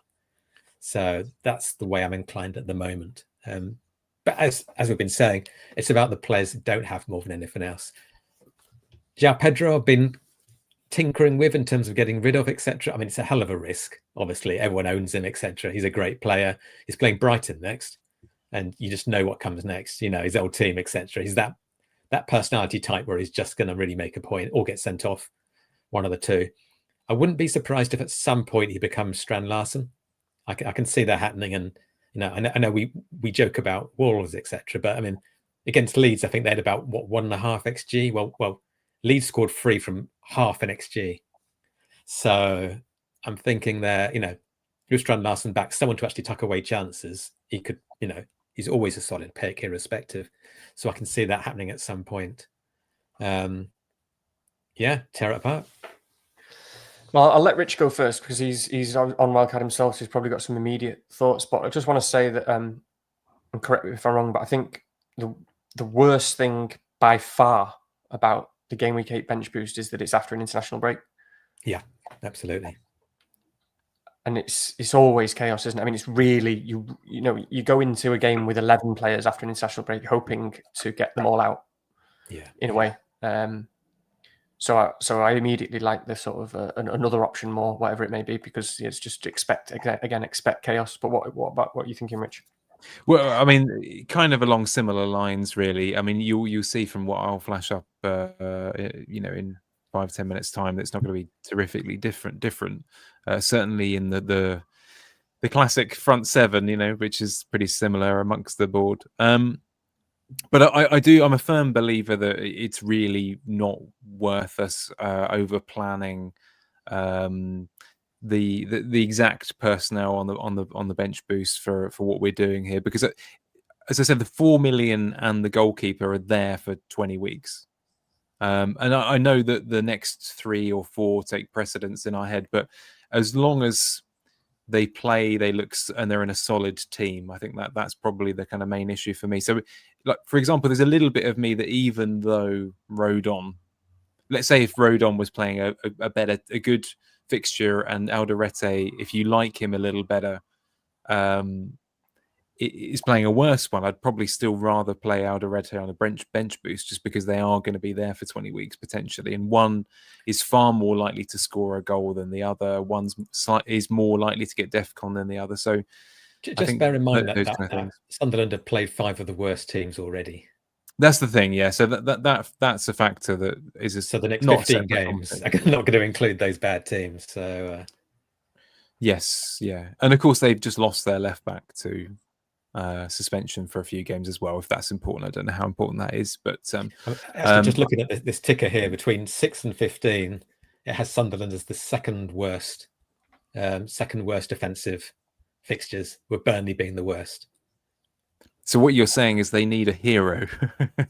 To be fair, Leeds are 5th worst, but at least they have a good. They play Burnley in 8, and then West Ham in 9. So, yeah, the fact that they have 8 and 9 together as good fixtures is quite helpful because you can always delay if something goes wrong. So I get that, but I don't think I'm going to let that affect my thinking too much on that particular spot because I think it's just a case of getting the best for the one that you're most likely to perhaps attribute getting a little bit of value in the long run, that sort of thing. But yeah. For what it's worth, by the way, I think Diarra, who's a really important player for Sunderland, is injured as well now. But our good friend Spencer assures me that it won't affect the defence. So just so in case we're worried about, because obviously they're a top 5-6 defence now, Sunderland. We don't want it to affect that. Aside from that, I think. I mean, there's not really an awful lot to say. I do think it's right. That's what's been said earlier on. I think Senesi is arguably the number 1 pick on a wildcard. It's a bizarre situation, but you really can't not pick him. It would be absolutely ridiculous. I pulled the trigger. So to give the same sort of story as Ivan, it was because I didn't want to miss out on the swing between Murillo to Senesi. And I thought, well, I know I want to cut down. Like one of the things you'll see with my wildcard is I'm always thinking about, well, where is it that I can save money? Where can I cut down to the bone? It's a bit like sort of running a Tesco or a Walmart or something. I'm looking at where is it that I can cut down the value in the long run. And I mean, based on what Danny was saying as well. I mean, no, not at all. I interrupted you. Apologies. But I mean, basically, I put this together and I'm just spending the week basically trying to destroy it, essentially, and it's proving to be quite difficult. But in Jai, obviously he has West Ham, but then the fixtures do turn for a few weeks. I think I'm overlooking Kudus.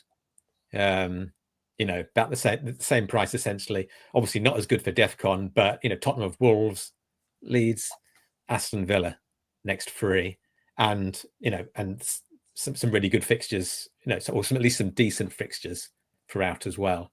So that might be somewhere. Obviously on paper in Dai. On penalties, gets DEFCON, ridiculous, absolutely ridiculous. But maybe there's an opportunity there to do something a little bit different with Kudus instead.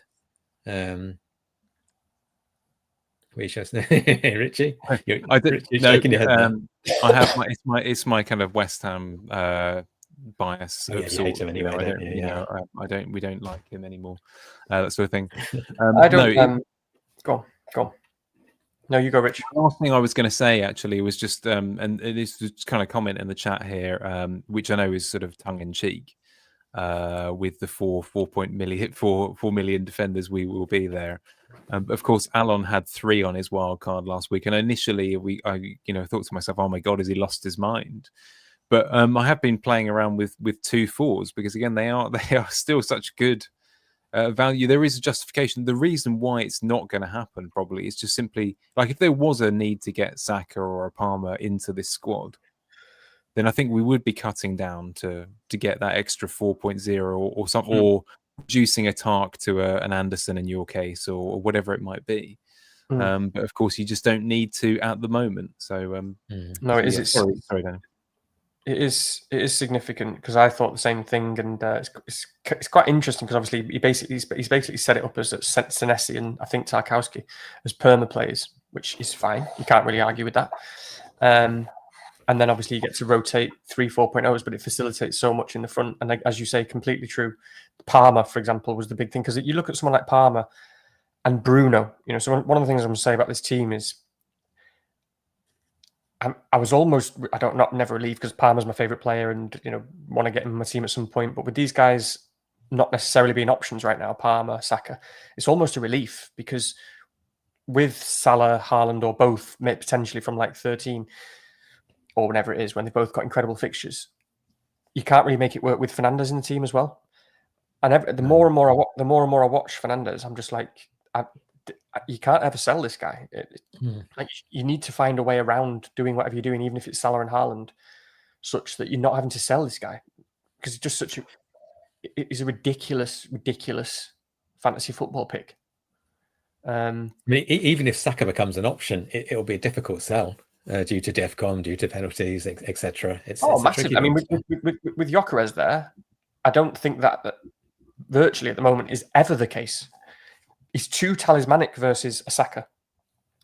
It's just too talismanic. I mean, Saka's amazing, but there's too many avenues with Fernandes, with the set pieces, the penalties, and his instinct for goals and assists. I mean, all of us, the whole world, underestimating, underappreciating Bruno Fernandes. And every time you see these tables of stats where he's the big, the best creator in the Premier League and the one who gets the most tackles and recoveries and everything else, the tables and the stats for him as an individual are absurd. And we're always just kind of looking for a way to not have him, or why do we not need Bruno? And I just, with the introduction of DEFCON, it's becoming more and more absurd, isn't it? And I just think I almost feel saved as for not even considering in a few weeks' time, not having to consider getting rid of someone like Fernandes. And just on that sort of same conversation with Saka, because I think Gyökeres is worth talking about, because one of the differences we'll see in wildcard potentially, and I've seen it already, is, for example, a Saka instead of a Gyökeres, which is very appealing, and it does look, it's quite nice, because Saka is amazing if you're talking about one or the other, and Gyökeres hasn't looked great so far, and people are going to be, find it very appealing because it's an opportunity as a wildcarder to get someone who no one else owns in Saka, versus a guy who hasn't looked great, and I think that's fine, first of all. But Gyökeres is an interesting one, because I just see him at the moment, rightly or wrongly, and pretty much said this a few weeks ago, and sort of predicting him as a player. And I don't know if you guys have both just got him nailed, or Richie, you've got him nailed, but it's such a funny one as a player, because he does look kind of cumbersome and a bit slow and a bit. He's built like a brick shithouse, isn't he? And he does look a bit awkward. And we already sort of said and predicted him as a fit in Arsenal was a bit of a weird one, because I think, as I mentioned, like, was it Ted Knutson, I think, on the Above Average, said, like, in terms of his traits and characteristics, it doesn't fit at all in terms of what Arsenal need. And I won't go into the details of that. So, and you're almost seeing it perfectly manifest in that in the tougher games, he just looks a bit clumsome and clunky, and it's just not really happening. But when I watch him, he still looks, I still see just a goal scorer. It's really weird. It's like having a Pirro or something, or whatever his name is, or a Chicharito, up front for Arsenal, because to me, Gyökeres, even though he hasn't done much, every time he gets a scent of goal, he looks, even though he's not played very well, he still looks utterly fearless. He's one of these blokes who's just born to score goals. He doesn't give a shit whether he's scored recently or not. He's just hungry for the next one. A bit like Haaland, just don't give a shit. And he looks to me as someone who can finish. He just knows where the goal is instinctively, and he's going to bury things. And basically what I'm saying is I do think he's going to be a flat track bully. I mean, in that team, he doesn't get many sniffs either. I mean, he only had one. What was that game when Eze set him up with the first time cross and he scored that one goal? He just had that chance and buried it. And then he created another chance for himself where he hit the post. It was a real goal scoring poachers, and that was so close to 12, 13 points, whatever it is, as a brace. I just think, and then what you get in the harder games is still the Arsenal number 9 who's getting really good minutes and is on penalties. And I think he will be on penalties, because I've never really rated Saka that highly on penalties anyway. And again, it's a personality thing. It's a hungry number 9. I know he's number 9, but he's taken on Richie, hasn't he? It's a personality thing. So I think he'll definitely be on penalties. You know what I mean? So so his upside, I think, is that he's a flat track bully, and he could score big in some of those easier fixtures. And I'm actually really excited about having him in those future weeks. And his downside is that he's Arsenal's number 9 with good minutes on penalties. I mean, historically, he has been a flat track bully. I mean, he's renowned for being a stats padder and absolutely just going mental against weaker sides, essentially, which is great because their fixtures are great. How weak any team in the Premier League is now is debatable. But as Ted Knutson said, he's a good high volume striker playing for a very good team who are going to basically provide to him. So with good fixtures, what's there not to like, really? Has he been nailed for you, Rich? You trying not to laugh at a comment again? No, it's one of those classic scenarios. I always remember someone, I don't know who it was actually, just saying, look, you don't have to like the players that you pick. And of course, but we're all humans here, and we do quite like to sort of back. There are certain, you just have an affection. Like, for example, Ivan, you picked Dan Burn there. I mean, who doesn't love Dan Burn, right? You'd have to be some kind of monster not to think, oh, this guy, what a guy. Just seems like a good guy. Gyökeres, yeah, I don't like the pick really, but there's no chance I'm not going to have him. It's one of those ridiculous kind of scenarios. He's like a poor man's Dean Ashton to me, Ivan. It's just an East Anglian reference just for you and I, as you're on the Ipswich side. The West Ham Norwich crossover side. there, yeah. Yeah. Ashton was twice the player that Gyökeres is, of course. But no, it's there's just, unfortunately, there's too much of a logical argument for him in my head. The other thing, Danny, is just because you mentioned it, it was really interesting because if Palmer was around, I'd started to go into this kind of thought process of actually, I have to drop one of Fernandes or Gyökeres.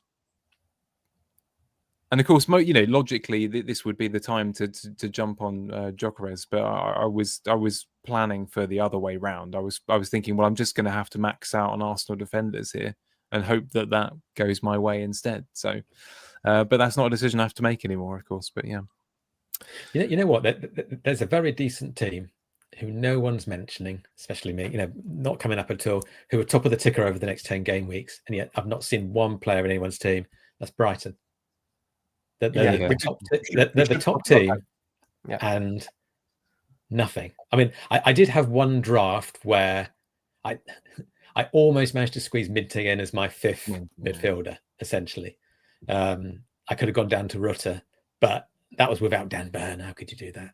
No. But no one's really talking about it. And I guess one of the reasons is DEFCON-wise, they're not great. Clean sheet-wise, they're not great. Minte's great, but he's not getting DEFCON, not on penalties, well, and is.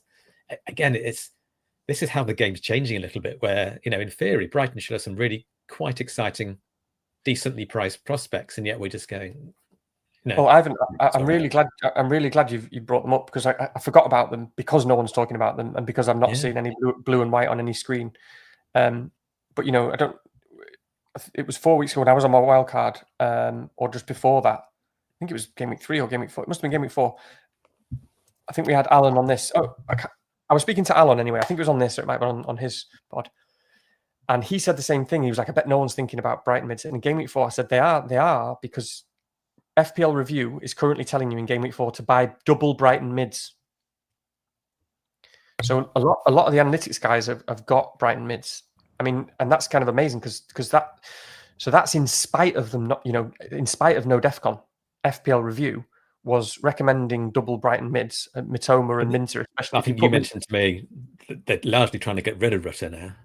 Well, exactly. So that the minutes are not great for Rutter, but if I would have Minter, for example, his minutes high, because I think I can't see why they wouldn't be. And you put his minutes up on a model, and they're two of the first names on it, which is really interesting because they didn't have particularly good fixtures. So that's a really interesting one to me, where the model was picking up on two players and a team, and we can't really see why. We can't see in this ether of Review's model and the XG and all the numbers of why that is exactly. I mean, obviously we know they're a decent team, and of course it's pretty much been right. I mean, since then, Mitoma scored the very next game. Minter has scored a goal.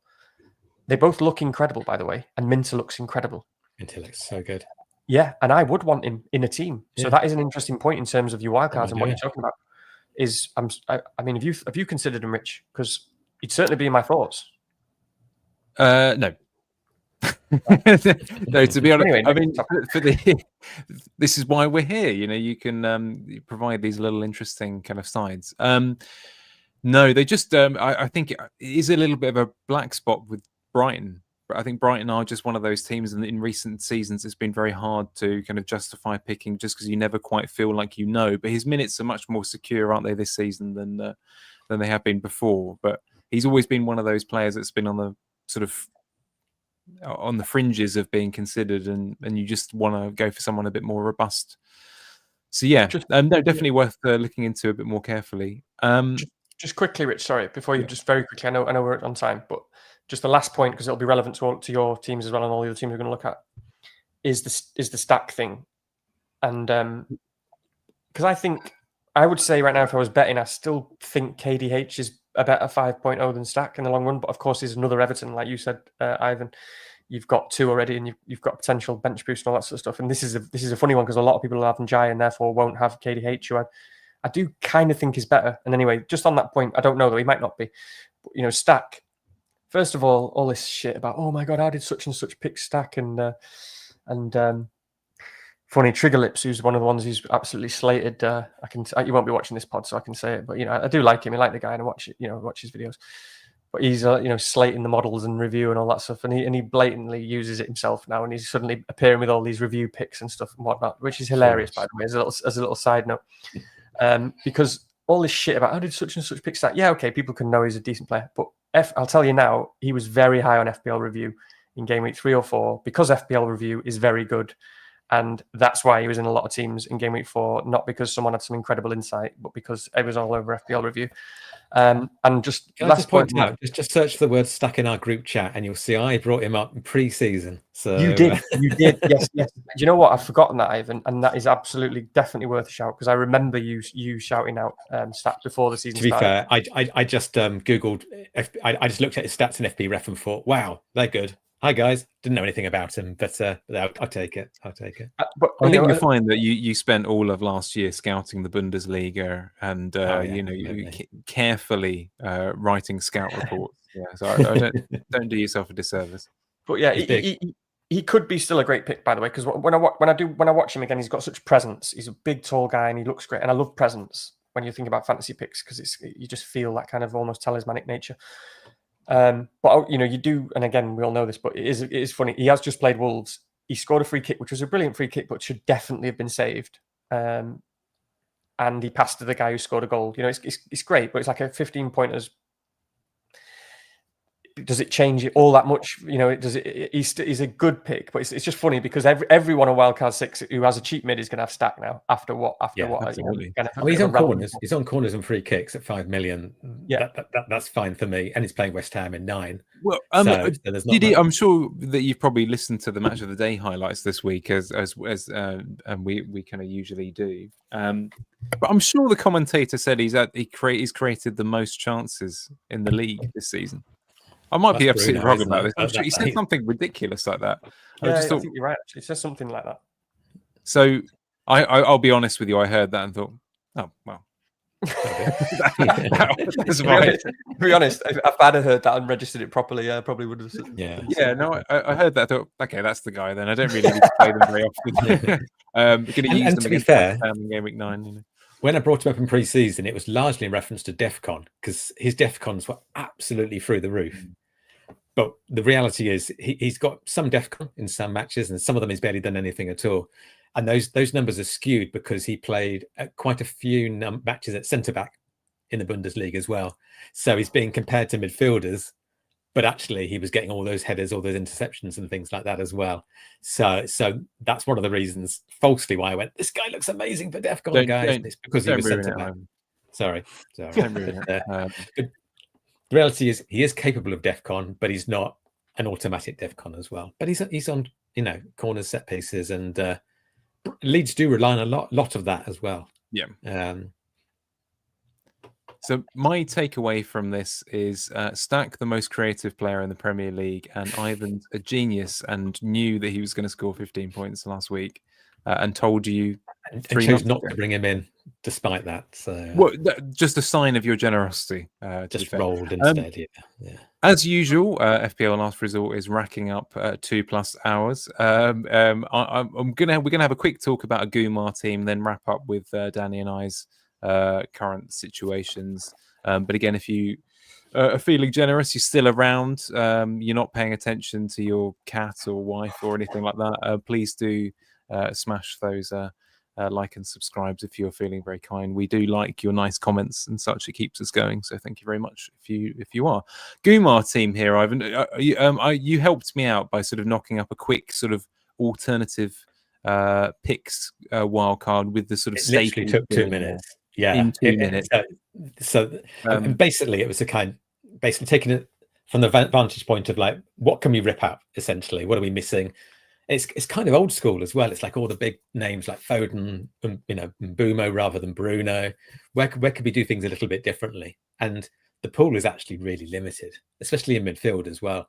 Obviously, some people like Foden. I'm sure, Danny, you'll be rolling your eyes at that one. Although he's relatively nailed at the moment. So obviously Saka, other than Gyökeres, etc. So there's things you can do. But there's not many things you can do. There's not that much you can do. Obviously, there's no Spurs here, there's no Brighton, so there's other things, thing you can do as well.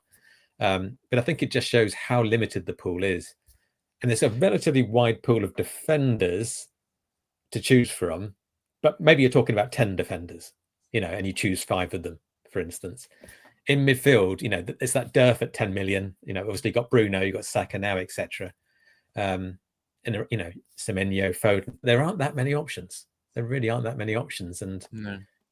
In many ways, I was just looking for change for change's sake. And I can't see this being better than what we're really putting forward, I think. And of course, Minte was the other one that we've already mentioned this evening as well. There's probably a few others, aren't there? Spurs defenders we've talked about. Yeah, exactly. I mean, Xavi Simons could be fantastic. Yeah. So yeah, you could do something, absolutely. I mean, a quick word on this, because I know that Foden is going to score a sort of 19 pointer this week, because I look at if someone had a straight choice between Mbeumo and Foden, I 10 times out of 10 or 100 times out of 100, I would always pick Mbeumo. So he's definitely going to get a huge haul this week.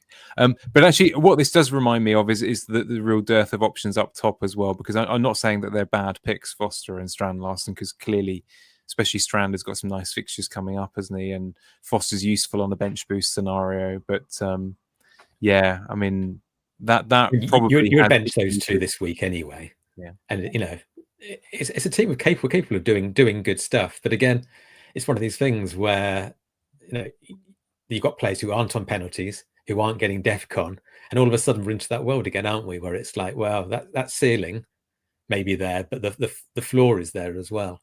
So I think it just shows how the environment has changed a little bit. And shout out to your pick of roofs.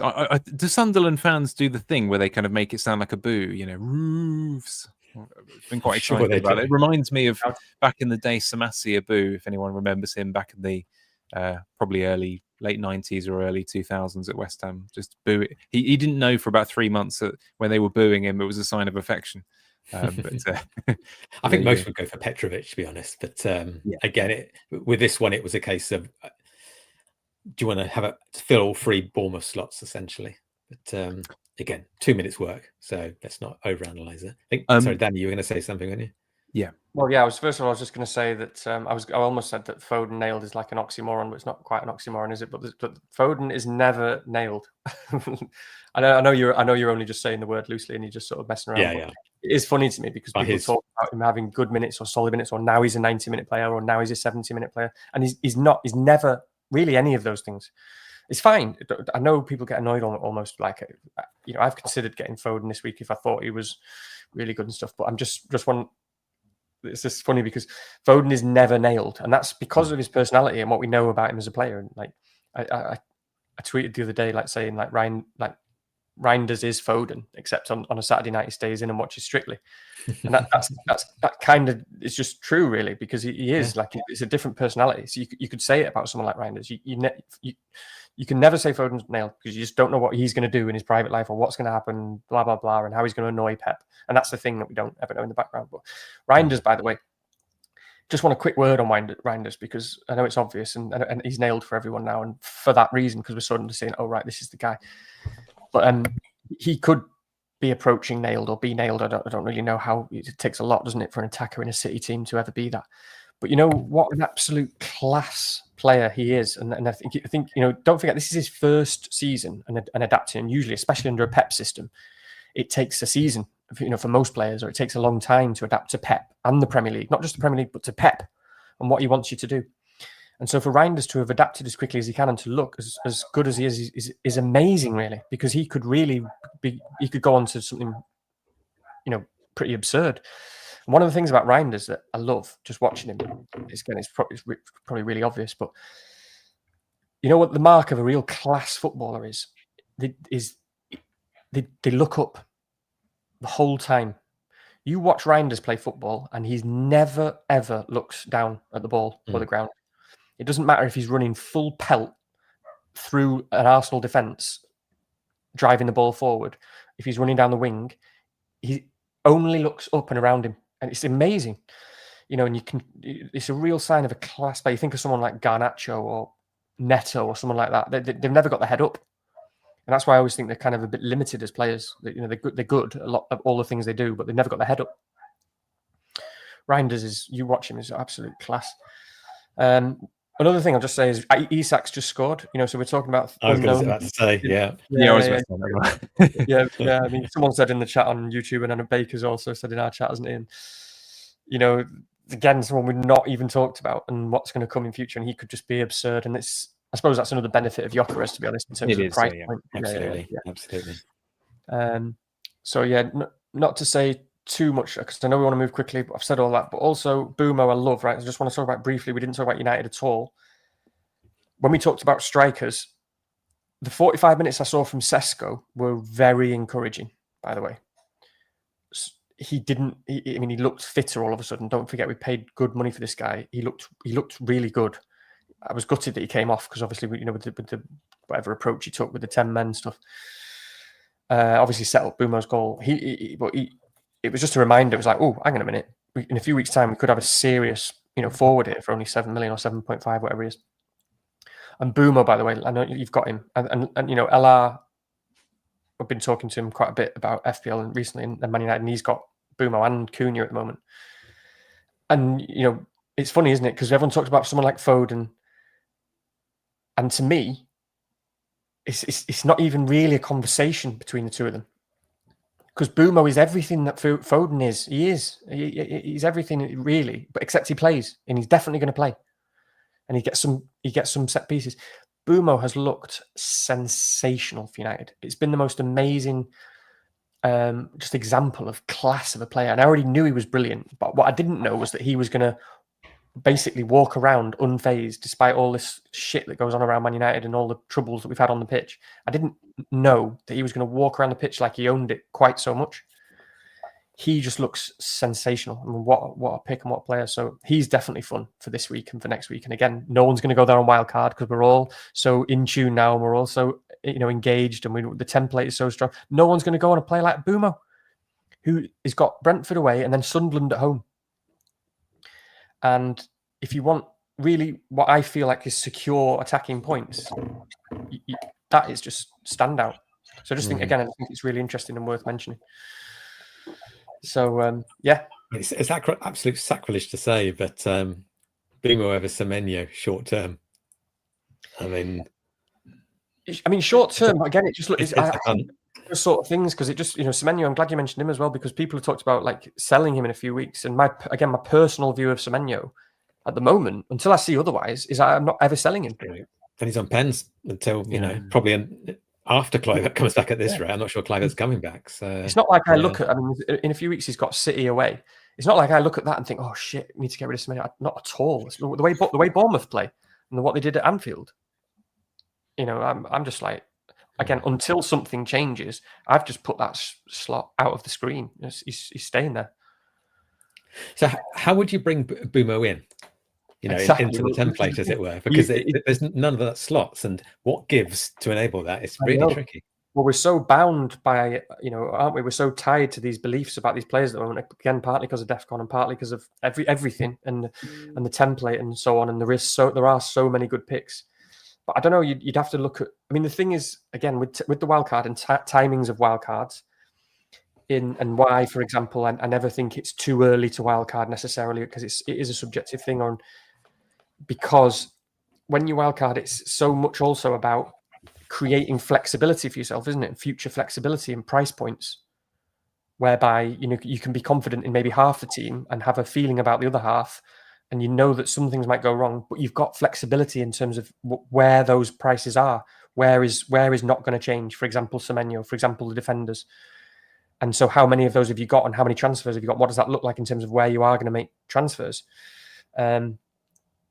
And so there will be routes, for example, where, because you could easily, for example, go without Gyökeres this week. I know he's got West Ham the week after. Sure. That kind of thing where he's not been just nailed on amazing. Gyökeres, I've said he's great. You could wait. You could wait. But there's things you could do. I'm trying to think. It is very difficult because so many players are so good, which is a bit of a shame. But it's another one of those where I suspect we'll all look at it and it will sort of reverse engineer it because we'll go, oh, right, okay. Man United, right? Statistically, they've just had the hardest 5 fixtures in the Premier League, and they're top for XG in the league. They've had the hardest fixtures in the league, and they're top for XG. They've had 10 point something XG, and they've had the most shots in the league. Their XG per shot is something like 6 or something, but they're top for XG, most shots in the league, and they've had the hardest fixtures. And Bumo is nailed for 90 minutes and looks absolutely sensational. And we've got a front three of Bumo, Cunha, and Sesko with Bruno Fernandes behind them. So he's got Brentford away and Sunderland at home. So what you could do, bearing in mind Gyökeres, against Newcastle, etc., and West Ham, etc., but you can do, with a little bit of tinkering, Bumo and someone for 6.2. So to go up to 6.4, you can get Strand Larsen. So you could do Bumo and Strand Larsen instead of Gyökeres and Stack, for instance, even if it's short term for a couple of weeks, and then do a switch around. That's because you could bench Strand Larsen. Play 2 up front. That's not bad, actually, considering Gyökeres have got pretty low expectations of. Exactly. Yeah. Exactly. I love Ivan, by the way, because he's always so open to the sort of fun picks, and he will genuinely properly consider that straight away. And you can't tell that from my wild card, can you? But but that's interesting. With 2 FTEs, you could do a switch. You could do a switch at some point as well, or even João Pedro to Gyökeres in a couple of games. Once João Pedro starts travelling and there's a bit more of a fixtures turn, etc. And again, it's just how wedded are you to the really cheap defenders? And someone like Alon's team. That's why we've talked about Alon's team as that example where he's got so much money to spend in the front line, and he's just perma playing Senesi and Tarkowski. Suddenly, it doesn't look too bad because you're giving up a Gabriel or who's a clean sheet or a Defcon guy, but you've got someone like Bumo alongside Fernandes and Palmer and Haaland, sort of thing. It's really interesting looking at someone like Alon's team because he's completely disconnected from the template. And like Rich said, we sort of looked at it straight away and thought, this is wild. It partly looks wild in some sense, but it's also wild because we're not seeing it anywhere, because we're not as completely open-minded as, for example, he is. So it's interesting. He's been very unlucky as well. He's he's only got sort of a couple of midfielders of any note, hasn't he? Really, and of course Palmer instantly got injured, which is a terrible thing. Good. I suppose actually we should probably finish with because obviously Danny, you're leaning towards a different chip. I will just briefly flash up. Apologies for the way this looks, by the way. As you know, I was trying to cram this in right at the end. No, it's good.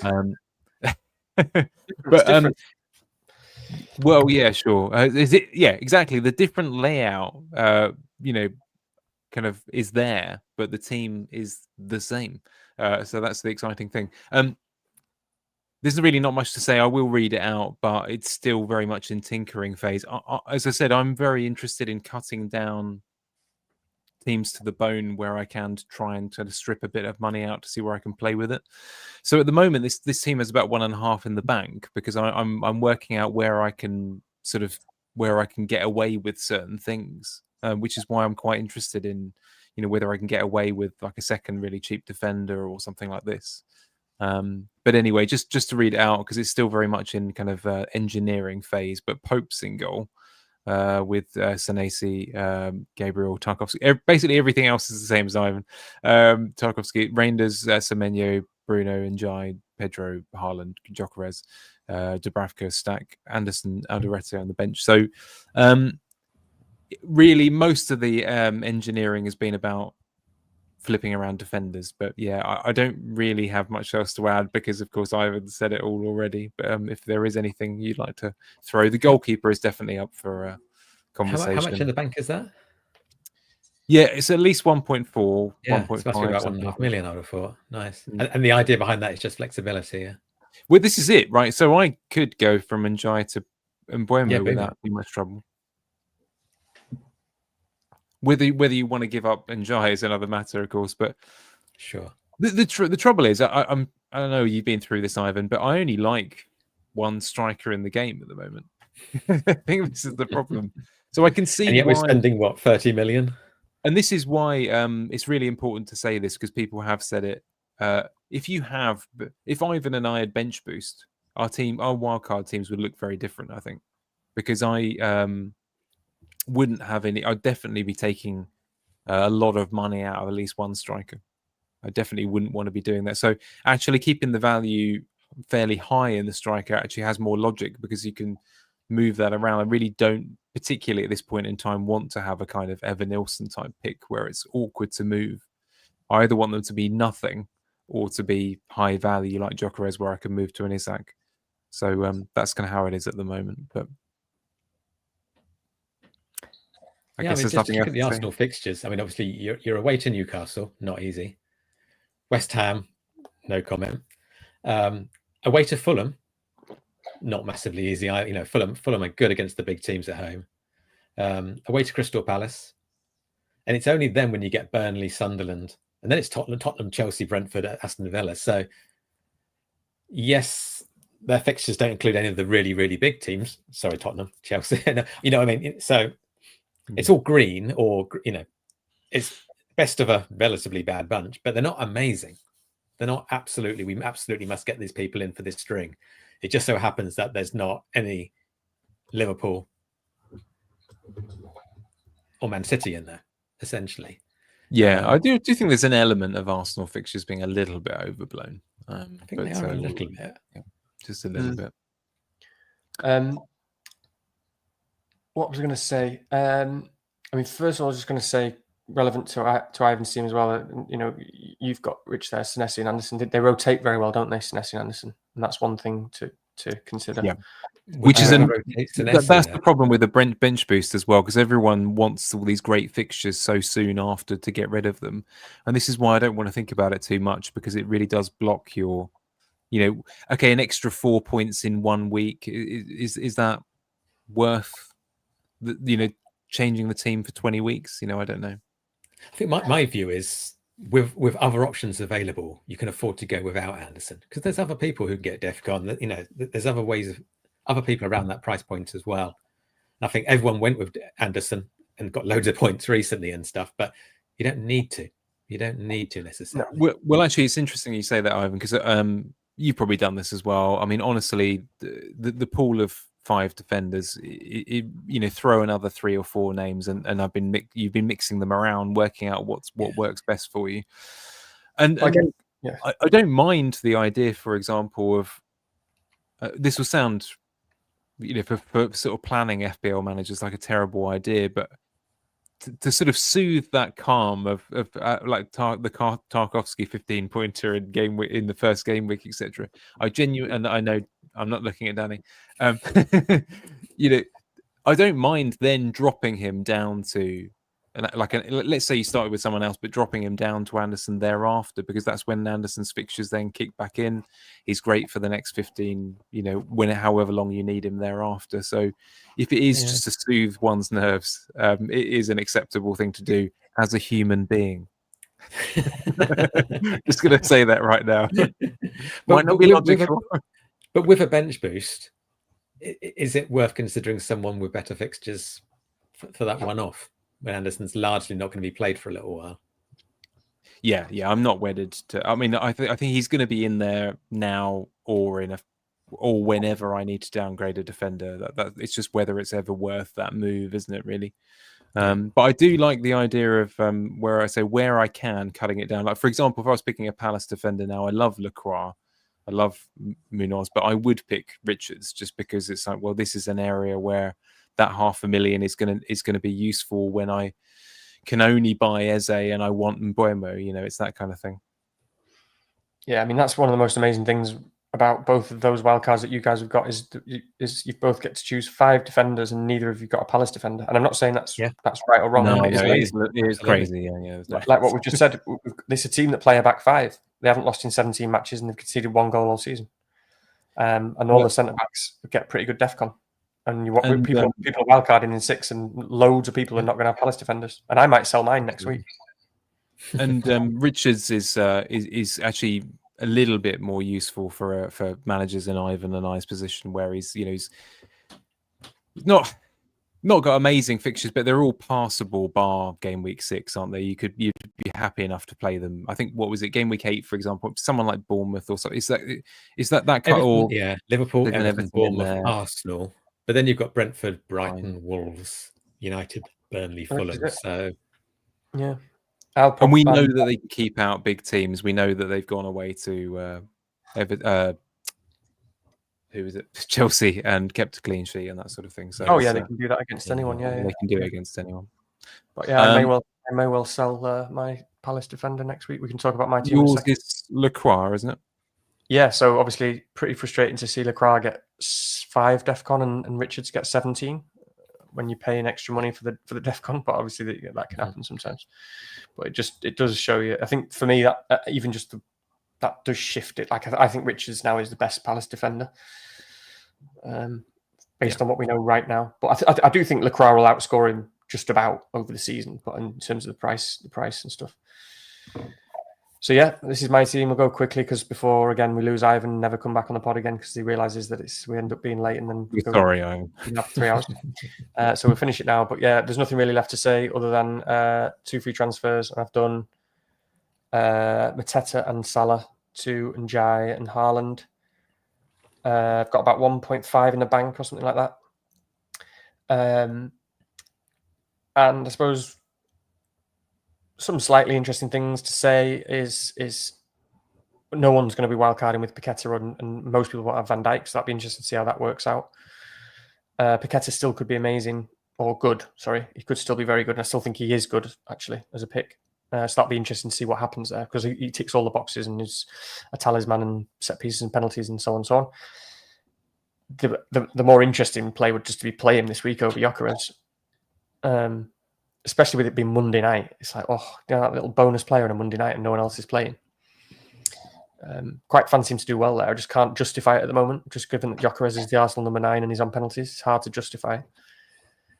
But yeah, the only thing I'll say is obviously I bought Njai, who we didn't really talk about, and I think without talking too much about it, I don't want to labour the point. I still, and I've said this for ages about Njai, I still think he's better than everyone else thinks he is.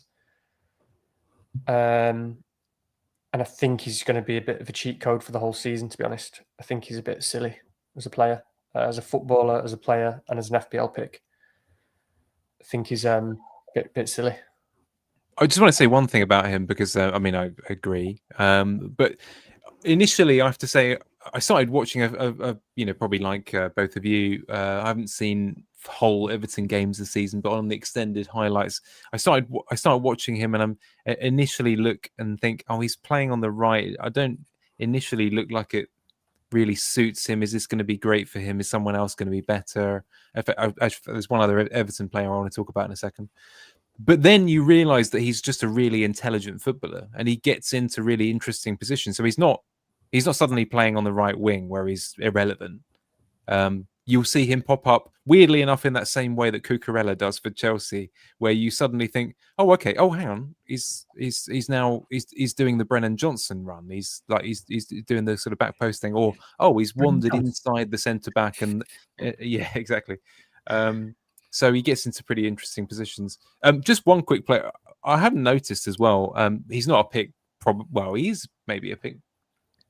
But I've been impressed with James Garner this season as well. I have to say, if you are, I did think initially if you were picking a 5 billion, it's only between 2 players, but he is probably the other guy who he's got a surprising amount of DEFCONs. You think he's the on second highest midfielder or something like that in terms of DEFCON. Really surprising. You might know a bit about him. Wasn't he a Manchester United trainee or youth player? I might be wrong about that, but it just again, maybe it's an in real life thing. Maybe it's I'm getting new to it, but Garner is actually surprisingly all right. I wouldn't put anyone off. He's kind of there or thereabouts with Dewsbury Hall. Obviously, doesn't have the long-term pedigree of goals and assists, perhaps, but there's something in that, I would say. And of course, Danny's doing one thing that we can't: triple captaining. Yes, Danny. I mean, to be honest with you, I don't know how you feel about this, Ivan. I in your position, Danny, I would 100% do that. Yeah, so it's fair enough. Yeah, it's just one of those that kind of it just feels like odds and form and so on. You know me, I normally like to go with the midfielder. but I've got a pretty low bar. I've again, like the bench boost, I've had not really any points at all from the triple captain for the last few years since the Salah one, since the Salah versus the big Salah one, Salah versus Mane, whatever it was. I expect him to have a week off, which is nice. It's the fixtures fall in a way that shouldn't have anything around it to be too concerned about. So on paper, it just looks, and they've always been good against those sort of teams. I don't expect him to go defensive in this one. And again, though, it's just a big bit of the value of what's in front of you now and what you know now. And that's the last thing I want to say is that I see all the time, people and even good managers say things like, "Oh, you sure?" Because I'm eyeing up, I don't know, Salah at home to West Ham in 17 or something, or I don't know what it was, or Haaland at home to, and I'm like, okay, but there's a huge chunk that you should be really thinking about of, like, you don't know what's going to happen when you get there. It's such like value. Put that into the decision. It's there's a real significant chance you're not going to get to do that. So what's in front of you is always a big factor for me. So just one of them. And I hate the chip bit, like bench boost. I'm not really bothered. It's one of them. Just go with it. Hope for the best. I have to say, just very briefly, again, this is another reason why, like that Palmer injury, after getting excited and thinking, I'm going to wild card and he's going to come back in.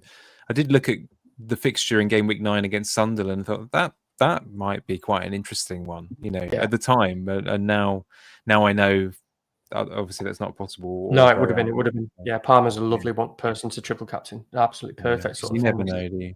It can be biggest 4 goals. Yeah, bigger ceiling than anyone in the game, to be honest. And so such a shame, but good decision, I think. What do you think, Ivan? Would you be? I'd do exactly the same. I mean, you can wax lyrical that Burnley are going to sit deep. They're going to, they did a good job against Liverpool, etc. It's Haaland against a promoted team at home with a week's rest. I mean, why not? Why not? Nice. Cool. We could ordinarily we might go through this week's fixtures, but 2.5 hours. We've kept Ivan here for 3, at least. And he might never talk to us again. So. Sorry to Lily if she's waiting for her dad, and hello to Lily again, and Ivan's daughter, just in case she's watching. Hopefully we haven't kept him away from you too. We appreciate his time. Not at all. Pleasure. Yeah, no, thank you very much. You really slipped in, did a terrific job this evening, Ivan. So thank you very much for your time, and hope the wild card goes very, very well. Mainly because it's the same as yours. I probably have the same happy, team. So. We'll just figure out what goalkeeper, and that will probably be it before the week's out. But England boom, I mean. Oh, I know. Yeah, don't do that. Yeah, we don't want any of that. I like the calm of the sort of flight path into Saturday morning. None of this sort of turbulence on a Wednesday, Wednesday evening. But there you go. All right. Well, thank you very much. I hope you enjoyed that this evening. Please do continue to like and subscribe and share. And we'll see you all again soon. So have a good evening. Cheers, boys. Cheers.